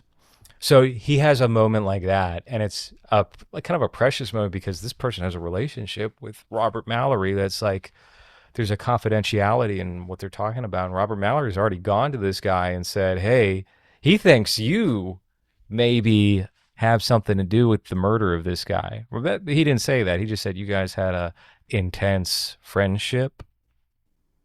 Ooh. Yeah. Yeah. So I think they're setting him up to be like a patsy, or not patsy, like a scapegoat or something, like the main character. Oh. Like maybe that's not right, but I don't know. You'll have to read the book and yeah, find I know, out. yeah. Now I can, But Richard Gere's son, I think, plays Robert Mallory in He this does. He's the good. series. He is good. Homer, the newest Homer, Homer. has just dropped, and it's Homer Gear. They had Homer Simpson first, and then They had Homer. I know. But they debate if Homer was even a real person. They say Homer's a I bunch think of anybody women. that says that, I mean, I think you have the same opinion as me, should be publicly tarred and feathered. Whoever says that Homer isn't a real person. Wow. You're a That's very Greek, so Benjamin that's why I'm Franklin of you. defending you. Yeah, Sam Adams too. I mean, he was the main tar and featherer, Sons of Liberty. Anyways, shouts out to all the Homers: Homer Simpson, Homer, and Homer Gear, Homer Homer Days of Heaven. Rank the homers. Well, it seems like Homer Gear in the film is like a serial killer ass muncher, so I'm gonna have to put him on the bottom. And then Homer Simpson, I'm gonna put on the second tier because he seemed like Okay. contributing to the genocide of the middle class American male, for sure. Wow. Similar, and then Homer would be the top because he wrote a story in which Like Brett. all the maidens of the villains at the end of the film were What murdered about? by But Odysseus. what about Unlike in the What film, about Homer Simpson, Day of the Locust? I don't know what you're talking about. Homer Simpson of Day of the Locust. I don't know. That was Donald Sutherland. He snaps. He goes after getting cuckolded so bad. He snaps and kills Jackie Earle Haley, who's only a child. He looks like the Lollipop Guild. He stomps him to death because What his is child this? is just tormenting him. And then the whole crowd goes, "Look at this child," even though he was like a piece of shit kid. Look, you shouldn't kill a kid.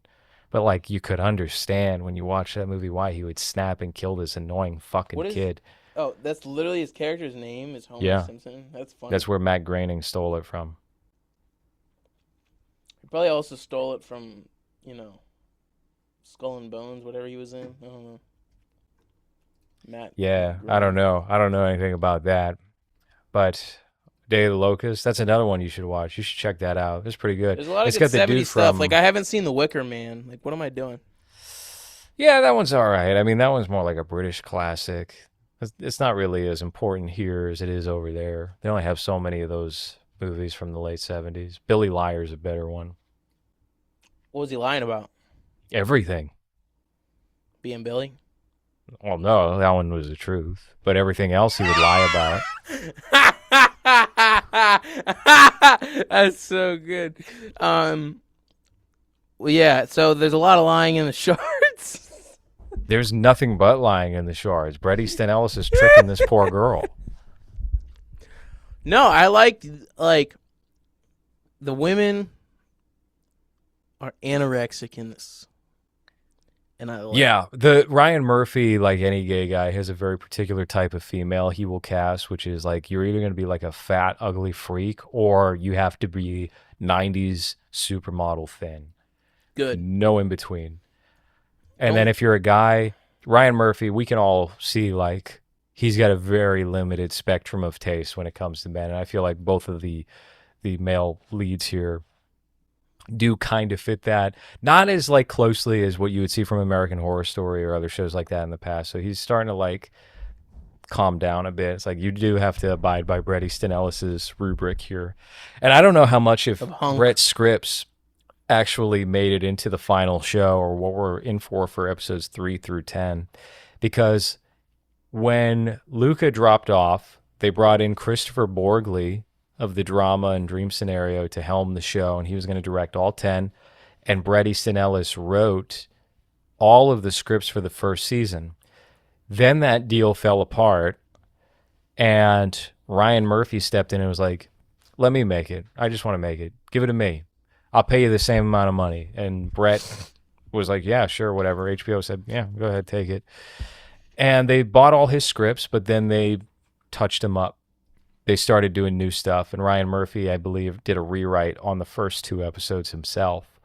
So where Brett ends and Ryan Murphy begins is kind of unclear, and certainly where that's going to go is unclear. Hopefully, it's pretty close to it, and if they do a season 2, season 3 where they wrap it all up, Brett is brought back in because he didn't have any sort of creative say.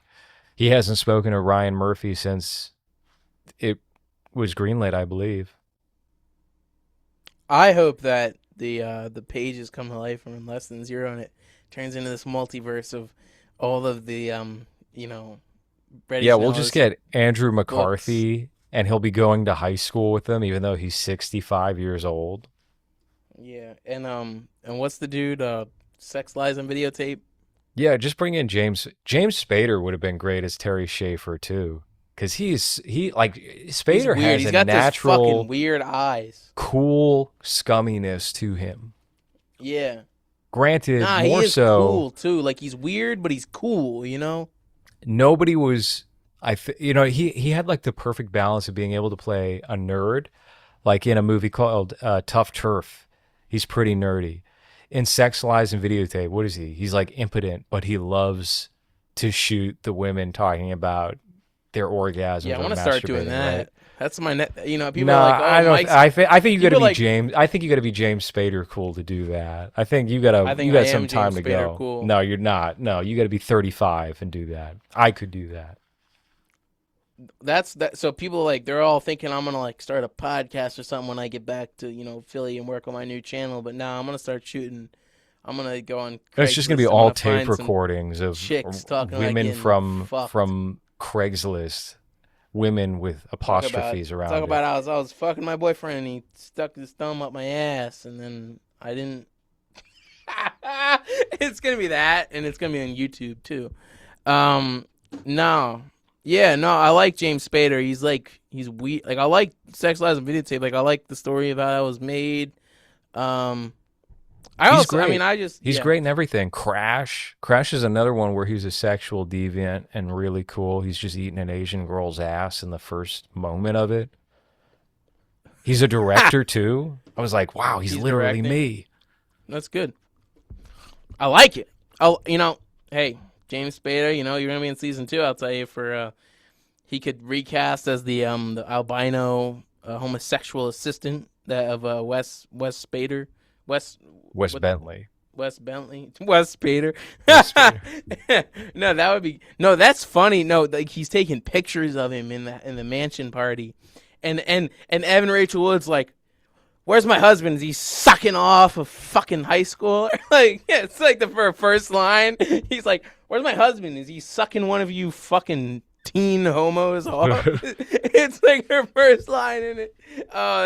She looks good for her age, yo. Like I like her, and I like Bully too. I like Bully. Like I really like Bully. I like because that movie has no. I mean, we could talk about. I don't want to get into Larry Clark. I just don't want to. But I like how that like. There's Larry Clark could have done a crazy, real good version of Less Than Zero. You're right. But like Bully is like has crazy scenes. Like there's the scene where Nick's like what? Okay, let me get these names right because there's like these are very important actors. Very quickly. Okay. Bully. She's not in Bully. Who are you talking about? Evan Rachel Wood's not in Bully. Am I No. fucking retarded? Am I fucking retarded? I'm sorry, but you're fucking retarded. I'm fucking retarded. You're thinking of Nick Stahl. I swear to, what the fuck was she in? You're thinking of Brad Renfro. And yeah, he was a pretty boy, but he wasn't that pretty. Yeah, he's like fucking the chick, and then Nick Stahl comes in and punches him in the face and knocks him out, and then he, does what he does with the other one. Yeah. I don't want to say that word. Evan Rachel Wood. I knew she of some in friendships in my adolescent years that were like that, where Like a bully guy somebody, I remember being friends with him, like a tougher kid too, was like friends with another kid and had to share his girlfriend when he would come to visit. Yo, that's drawn. Yeah, like no, like one time I was down the shore and like this kid would not stop like trying to grab everybody's dick, and he was he was fucking like a couple of the chicks there, so like nobody would like check him on it because he was like cool, but he would always like try to grab everyone's dick, and it's like He was bro, 41 years old. He was always in a leather 41 years jacket. He had to no, dye his hair black. We were all like 15, and it's like bro, like we're at that age where it's past being playful. It's like He's weird the cool 43-year-old senior at the high school. Yeah, he's James Spader in the Shards season 2. He's the principal of the high school. You guys, but he's just so cool. So everybody hangs out with him at the beach. No, and at I the love diner. that trope in all of like in any film where like it would be like a college or a high school thing where there would be like a party is like there's always that one old guy that comes to the party and it's weird, but it's like happening, and it's like oh, there's so many good examples of that. Like in The Waterboy when the professor randomly appears in the going down the stairwell just so he can have that moment with Adam Sandler, and it's like fucking weird, and it's like, oh, I would never insult your mama, Bobby Boucher, and it's like, why are you at the college people's party in the first place? Like, I love that shit. There's a scene that reminds me of a scene of Billy Madison with one of the teachers, but that's another story. Adam Sandler belongs nowhere in the Bret Easton Ellis universe. Yeah, he does. I'm bringing him in. He's gonna be in season 3. No, he would have been on the Cosby Show. Not even yet. He would be on the Cosby Show in the mid '80s as some like basketball team kid. Yeah, I'm pretty sure Cosby gave him. I think Cosby gave Adam Sandler his big break. Yeah, you let him fuck his girl or something. That's what he did. I don't know about that. I'm just saying shit. I don't know. Evan Rachel Wood, star of Bully. What else? She was in The Girl Next Door. She's 13. in the Shards. She was 13. 13. That's probably what you were thinking of. I never liked that movie. never even seen that. I'm just. It was a very popular. It was a very popular movie. I remember at my middle school because it featured like teenage girls who fucked black guys. Oh, like Kenny. Yeah, he's a teenage He's girl like a who teenage fucks black girl. guys. Yeah, he just transitioned. Nah, he went transitioned. Wow, that was puberty. MLH puberty volume 2. He just transitioned. He told me about it. Nah, Kenny wasn't even fucking white girls yet. He was only on mixed. He was gradually making his way over. He was to like the other side of the pond. Redbone, then down to, anyways. Man, I don't want to tell tales out of school, but I did get a very crazy Kenny update, which is, how familiar are you with like his nurse situation and the baby mama? Is it? It's always changing. So I couldn't tell you where I'm at in the chronology. He couldn't tell you where he's at either, frankly. But his he's at the liquor for store, those, isn't he? He's always at the liquor store filming Instagram live videos or whatever he does. I can't wait to go. I'm gonna go one of these days and surprise him. He's trying to coax me into doing like a sitcom at the liquor store. And I'm like, you don't own the liquor store just because you work there, Kenny. That doesn't mean we can pull up a camera crew and start shooting just because you're an employee. I'm in with them, bro. Listen, I wouldn't be surprised if he was in like that and could get us that. But like, I don't have a liquor store sitcom idea. So what are we going to do? We'll come up with it on the spot, bro. You'll get it. Yeah, that would be his response too. But no, here's what happened. So Kenny's been... You're that dude. Kenny's been with his baby mama, but not like full relationship, just kind of tolerating each other, living together. He told me just 2 days ago, his nurse, the former nurse that he was seeing had a relationship with, hit up his baby mama to see if she wanted to fuck her boyfriend. You heard me right. Bro, she was trying to... Wait, what? Like she was inviting her to go fuck her boyfriend. They don't know each other. This was the first message ever. Crazy, bro. Jay, it was crazy, bro. That's fucked up. Yeah, that's fucked up. That's crazy. That's like some Larry Clark shit. Like, that's Euphoria season 2 type behavior. That's like, I hate this guy so much, I'm going to invite the mother of his children to come fuck my new boyfriend. That's insanity. Ugh. And I was like, I'm glad that it was too much for him. What's going on? I'm hearing all these stories. I'm like, yo, all these people are crazy, but now it's like, seems like Kenny's the voice of reason in the situation. No, he's definitely not. But Kenny's we'll see like, what happens. As long as I'm invited, it's cool. But he's not. That's the thing. No, that makes it even worse. That's the thing, dude. They haven't talked in like 2 or 3 months. It was out of the blue that the nurse hit up his baby mama to be like, hey, do you want to fuck my boyfriend? Let me tell you a little about him. Yo, here's the link. The invite link, it's like $50. Here's the invite. Here's the Zoom link. You got to join at 7:00 tonight. It's on like a site. One of those sites. I don't want to say the site. Look at the many sites. The type. But yeah, that was mind blowing to hear, and only like Kenny could wind up in that situation. Ooh. B-Bang. That's a preview for B-Bang. It's gonna be fucking 90. Fucking that's B-Bang 100. It's all 3 of them, and they're talking. at the Oh, end. It's Michael, that's a terrific idea. You know what? I yeah. was thinking like episode 100 B-Bang is coming up. What could we do for that? That's going to be special. Maybe we bring in, maybe we do like family court, you know, we could With do something like that. Dr. Phil and just Chris Hansen, just because. Maybe we bring on Dr. Drew for that episode. You hire Just Eric bring back Roberts Eric as, Roberts as Dr. yeah, Drew again. but like in character the whole time. I feel like the actual Dr. Drew would be cheaper than Eric Roberts And as I Dr. Drew. bet Kenny would start talking to him like he's like Ramoni from Dark Knight. Like he starts calling him. He starts calling him remote. What's his name? No, you're close Sal? enough. Yeah, Sal Maroni. Hey, what do you think? What do you think of this new primetime movie with Robert Pattinson that's coming out? Because I thought that trailer was You fire. said what I think. Okay, But so it's good. I kicked up. The first one that you said was right, but I think the second trailer makes it look good. But I feel like it's just still like It's like it's going to succumb to the Predators problem, right? Because that's the vibe I'm what's getting the Predators problem. I don't know what that means. You haven't seen the documentary Predators? Nope. Okay, last year, I think we might have done the episode this year, but last year they released a documentary called Predators on To Catch a Predator, where it was a documentarian who covered Chris Hansen's show and then like the successors, if you could call them that, the ripoffs that went to YouTube, including Chris Hansen's subsequent series.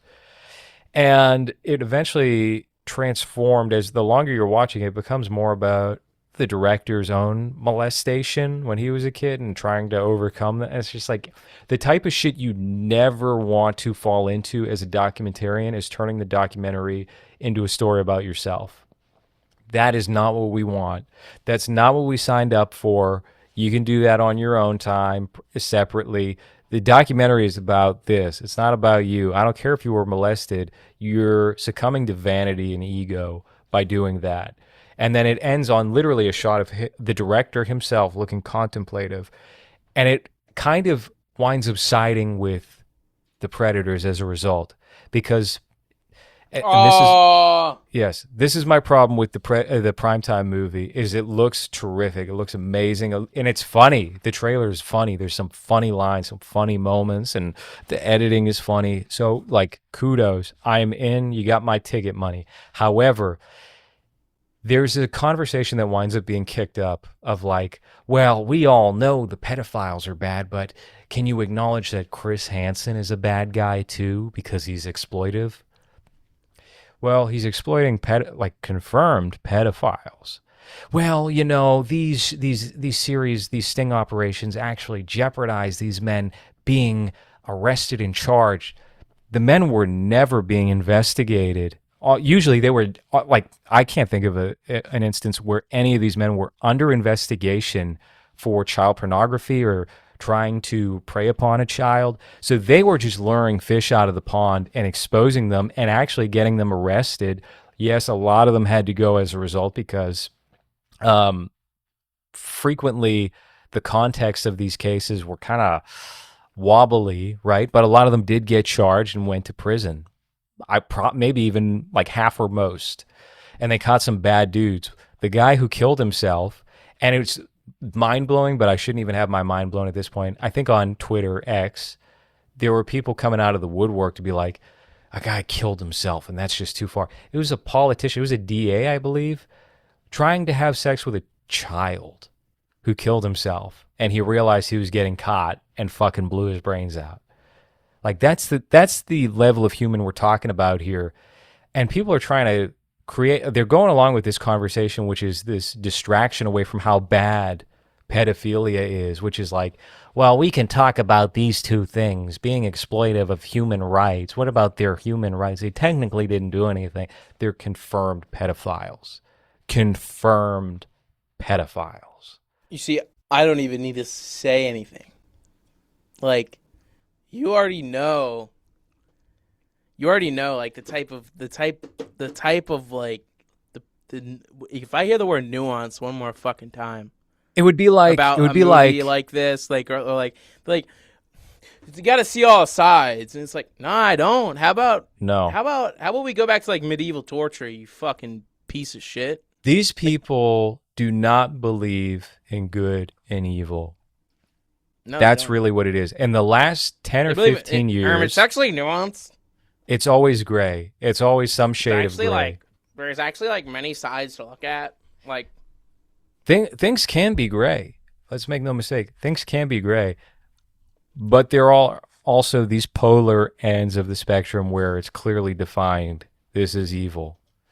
And unfortunately, look, nobody wants to get molested and turned into a pedophile because this is all psychological coping mechanisms.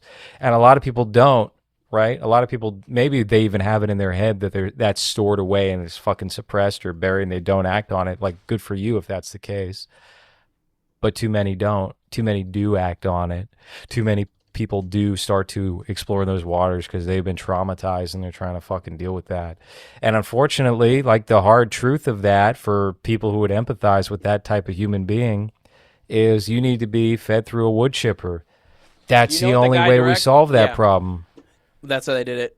Through 99% of human history. Do you know of the filmmakers past films? Joshua Oppenheimer.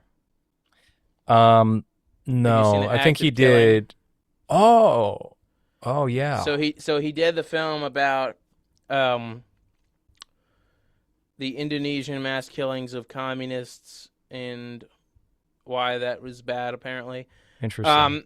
And I mean why that was bad and how killing communists is bad. And so he did that film and he did The Look of Silence, which is I think a second film or a film about that being made.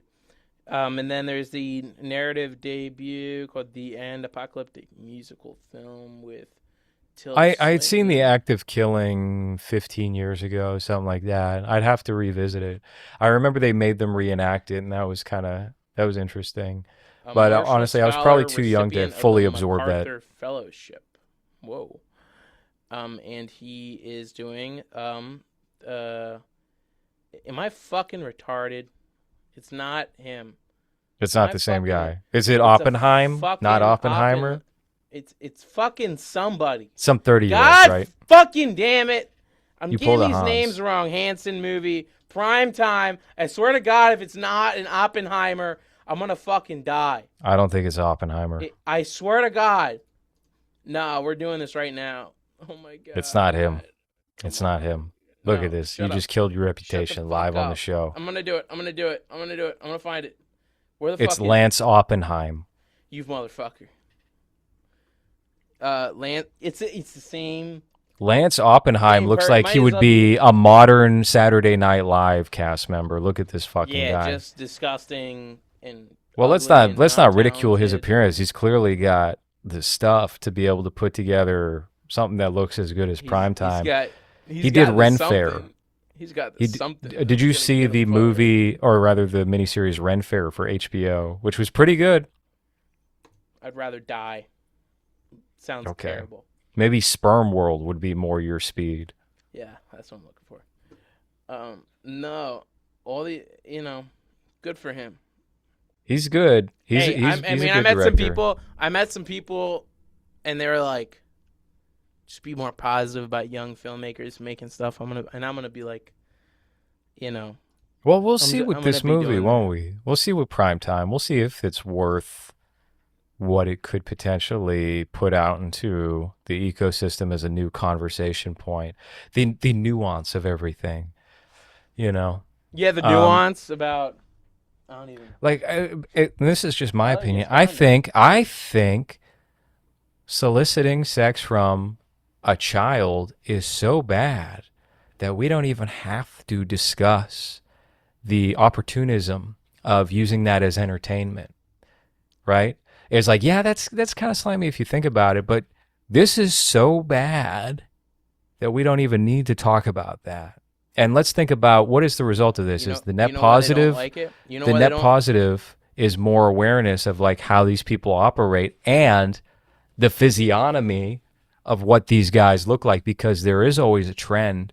And you can see this with the amateur ones too. These guys, one of the dudes' name was Jay, and they would beat up like these borderline retarded dudes trying to meet 12 and 13-year-olds showing up at a Family Dollar or a Walmart. They would always have a particular look and a level of intelligence. The straight ones were always like really fucking stupid. The gay ones cognitively were with it, and they just didn't see it as bad, I guess. Not to devalue like this, the stupid ones clearly should have known better, obviously, but like a lot of them are really, mentally impaired. My favorite. There's this new thing where Hanson's he's as these people who would be making these types of nuanced takes on maybe the guy who killed himself. It's so bad that he killed himself. They don't like that Hanson's politicizing his findings, and there's a specific trend that he made. But I don't want to politicize these things. So I'm gonna leave the room. I'm gonna not. You do not need to leave the. What is the politicized finding? He's finding that there's illegal immigrants that are being a lot of them are the ones that are doing the grooming. Oh yeah, I've seen, and that's maybe an happen, agenda against him with making this film subtly. Maybe not. I don't know. It's a little bit of a new finding, and it seems like this is going to be like young Chris Hansen, but. There is definitely people that are like, Chris Hansen's not our like guy against evil, because there is this thing where it's like every single like moral act of like something is bad, something is good, is like politicized by them. So then they see this guy like finding a trend, Hansen, and they're like, oh, he's politicizing it, oh, he's not a good guy. He's exploiting it. Didn't he have like a financial like crime too? Didn't he like charge Theo Vaughn on like a hotel bill? I don't think he's our guy. Is that what happened? Did he stiff Theo Vaughn on a hotel bill? No, he ran up the hotel bill on like he was partying in the hotel. He got room service every night. He ordered a bottle of champagne. I remember back in the day. If anybody deserves pussy, it's Chris Hansen. Yeah. Well, that's what they tried to get him on Once Upon a Time. They tried to like that was the earliest version of it. Before that was even like an internet conversation in the way that it's happening right now on my X feed, LowRes WB on X. He cheated on his wife or something, and they were like, well, seems he's a sexual deviant too. Maybe he shouldn't be conducting these. Yeah. Good job, guys. You pointed out a moral failing in this man. It's clearly the same as trying to find a 12-year-old in an AIM AOL chat room. You see the EDP thing where he's like, I would have sent your EDP 445 ass right to jail. That's what he said. What do you think about that documentary that Mike Klum put out? That's the funniest shit I've ever seen. Like that, like first 2 minutes, and it's like every fucking retard YouTuber saying, this is the Satan himself, and it's like this like well filmed montage, and it's like Chris Chan, Chris Troon, whatever their names are, and it's like every YouTuber saying, if there's a if it's Adam22 being like, if there is a list of people I wanted to fuck my wife, EDP 445 is the last on the list. It's the funniest shit ever. Like, it's so good. It's so good, and I'm never going to watch that documentary in its fully thing because I just don't want to. I don't care. It takes a lot to get me to watch a documentary, or it takes a lot to get me to watch anything. Maybe I should start watching more shit, do something. But that 2 minutes is probably like the best 2 minutes of like any documentary I've seen in a long time. Like, it's so funny. Oh my God.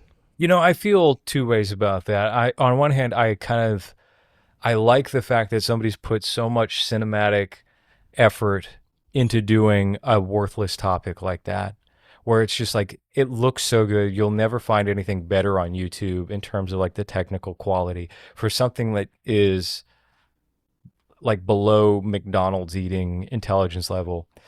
And then on the other hand, I'm just like, what is the consequence of this? What are we doing here? Is this devaluing filmmaking? I don't know.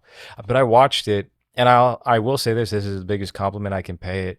It kind of makes a good argument as to what AI can be used for, because all these like backstory elements to EDP are done with AI and they look pretty good. And he's clearly got a good understanding of what to type in for the prompt to make it look cinematic. And it's entertaining. It's an entertaining documentary, make no mistake. All right, that's the next up. That's the next film review. Yeah.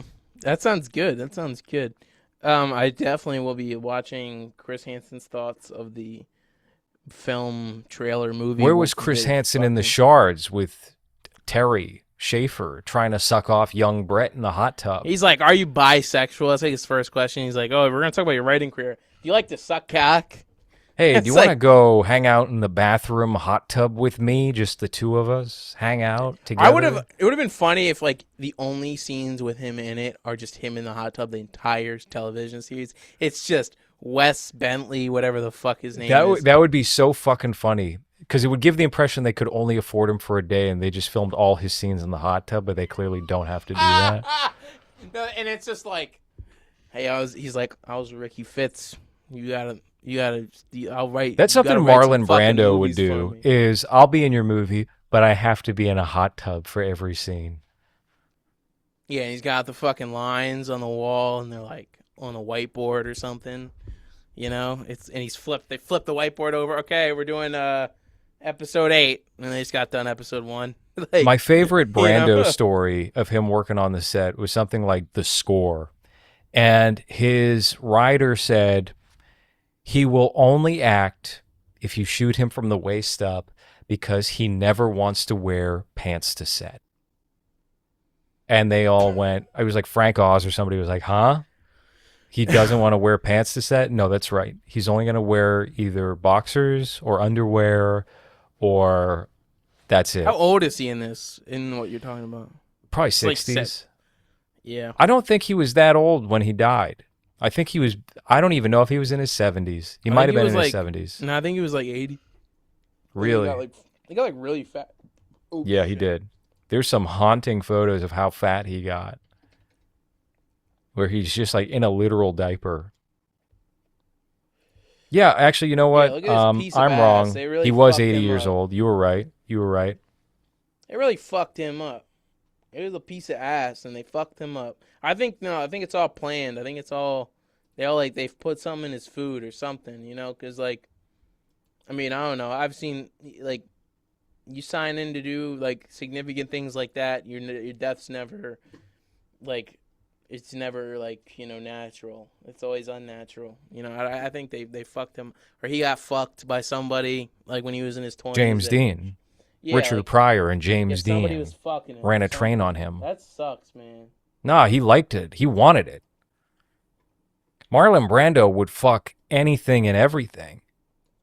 White, black, man, woman, didn't matter. Marlon Brando was yeah. fucking and sucking all over the place. That's He just would how have it been was. good in a Bret Easton Ellis thing, you know, like Maybe that's why imagine they Brett did this thinks in the all these 90s. older LA men is because they were like that. because he got Maybe- fucked by Marlon Brando.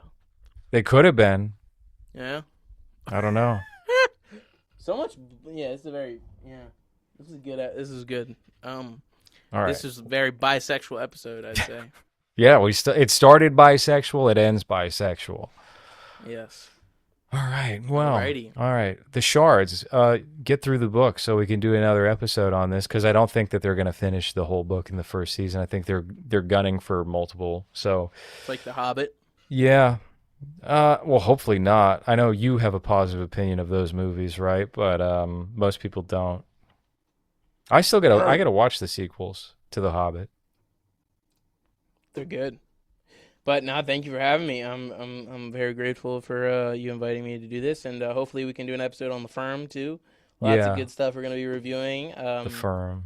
Mm. The Firm. Yeah. Oh my God, that's so good. But this was great. Big fan of the Shards so far, and I'm waiting on what will be Ivy Wilkes' award-winning performance in this. Probably. I think it's win over some for her. I Emmys. think it's done. I think that was it. That's a wrap on Ivy Wilkes. I can't even. You know, the further into They the probably book you said get, that the on set. less. That's a wrap on Ivy Wilkes. Yeah, the less female characters are like prominent. It becomes totally Brett, Robert Mallory, you know, these older men, whatever. Older So far, actors. I would have my ultimate preference would have been the Luca Guadagnino series, but I will continue watching the Shards. I am, you know, I don't know. The first episode again tepid. Second episode was better. There's some elements here that kind of remind me of Michelle Houellebecq book. What was it? It's called Hollaback Girl. Yeah. Was it maybe? No, it wasn't Submission. Audrey Hepburn. Fuck. There's elements to the Shards that remind me of a particular book of his that I read and enjoyed. Would you say Baby's Day Out? The gorilla movie? Nah, Baby's Day Out is a classic. We don't make movies like that anymore where a baby winds up in the New York Zoo and a gorilla is holding them, and then suddenly Joe Pantoliano and two Italians have to, kill the baby or something. Yeah, what's up with Joe Pantoliano killing fucking women or babies? I don't know. He's a sick guy. He can't read. This was great, though. Thank you for having me. Man, this was a great episode. But of course, can't Michael, wait to do the young Michael. All right. Well, if you guys want to head over to patreon.com/LowRes and give us another episode to do that you can design yourself, you can pick our next movie. And for the entire month of August, it's Tubi Movie August. So as long as the film you select is on Tubi right now, it's only $75. Usually it's $100, but if it's on Tubi, $75. $151 gets you Kenny Dorsley on the episode. He'll have to watch, he'll have to take notes and talk about it. $300, you're getting a Civic TV episode with Jerry Jensen, Hans, and myself watching your selection in real time. And $150, you get me as Tucker Carlson reviewing the entire episode in a Tucker Carlson Is that impression. What we agreed on? $150? We could do 200. 200? But there's other impressions I can do.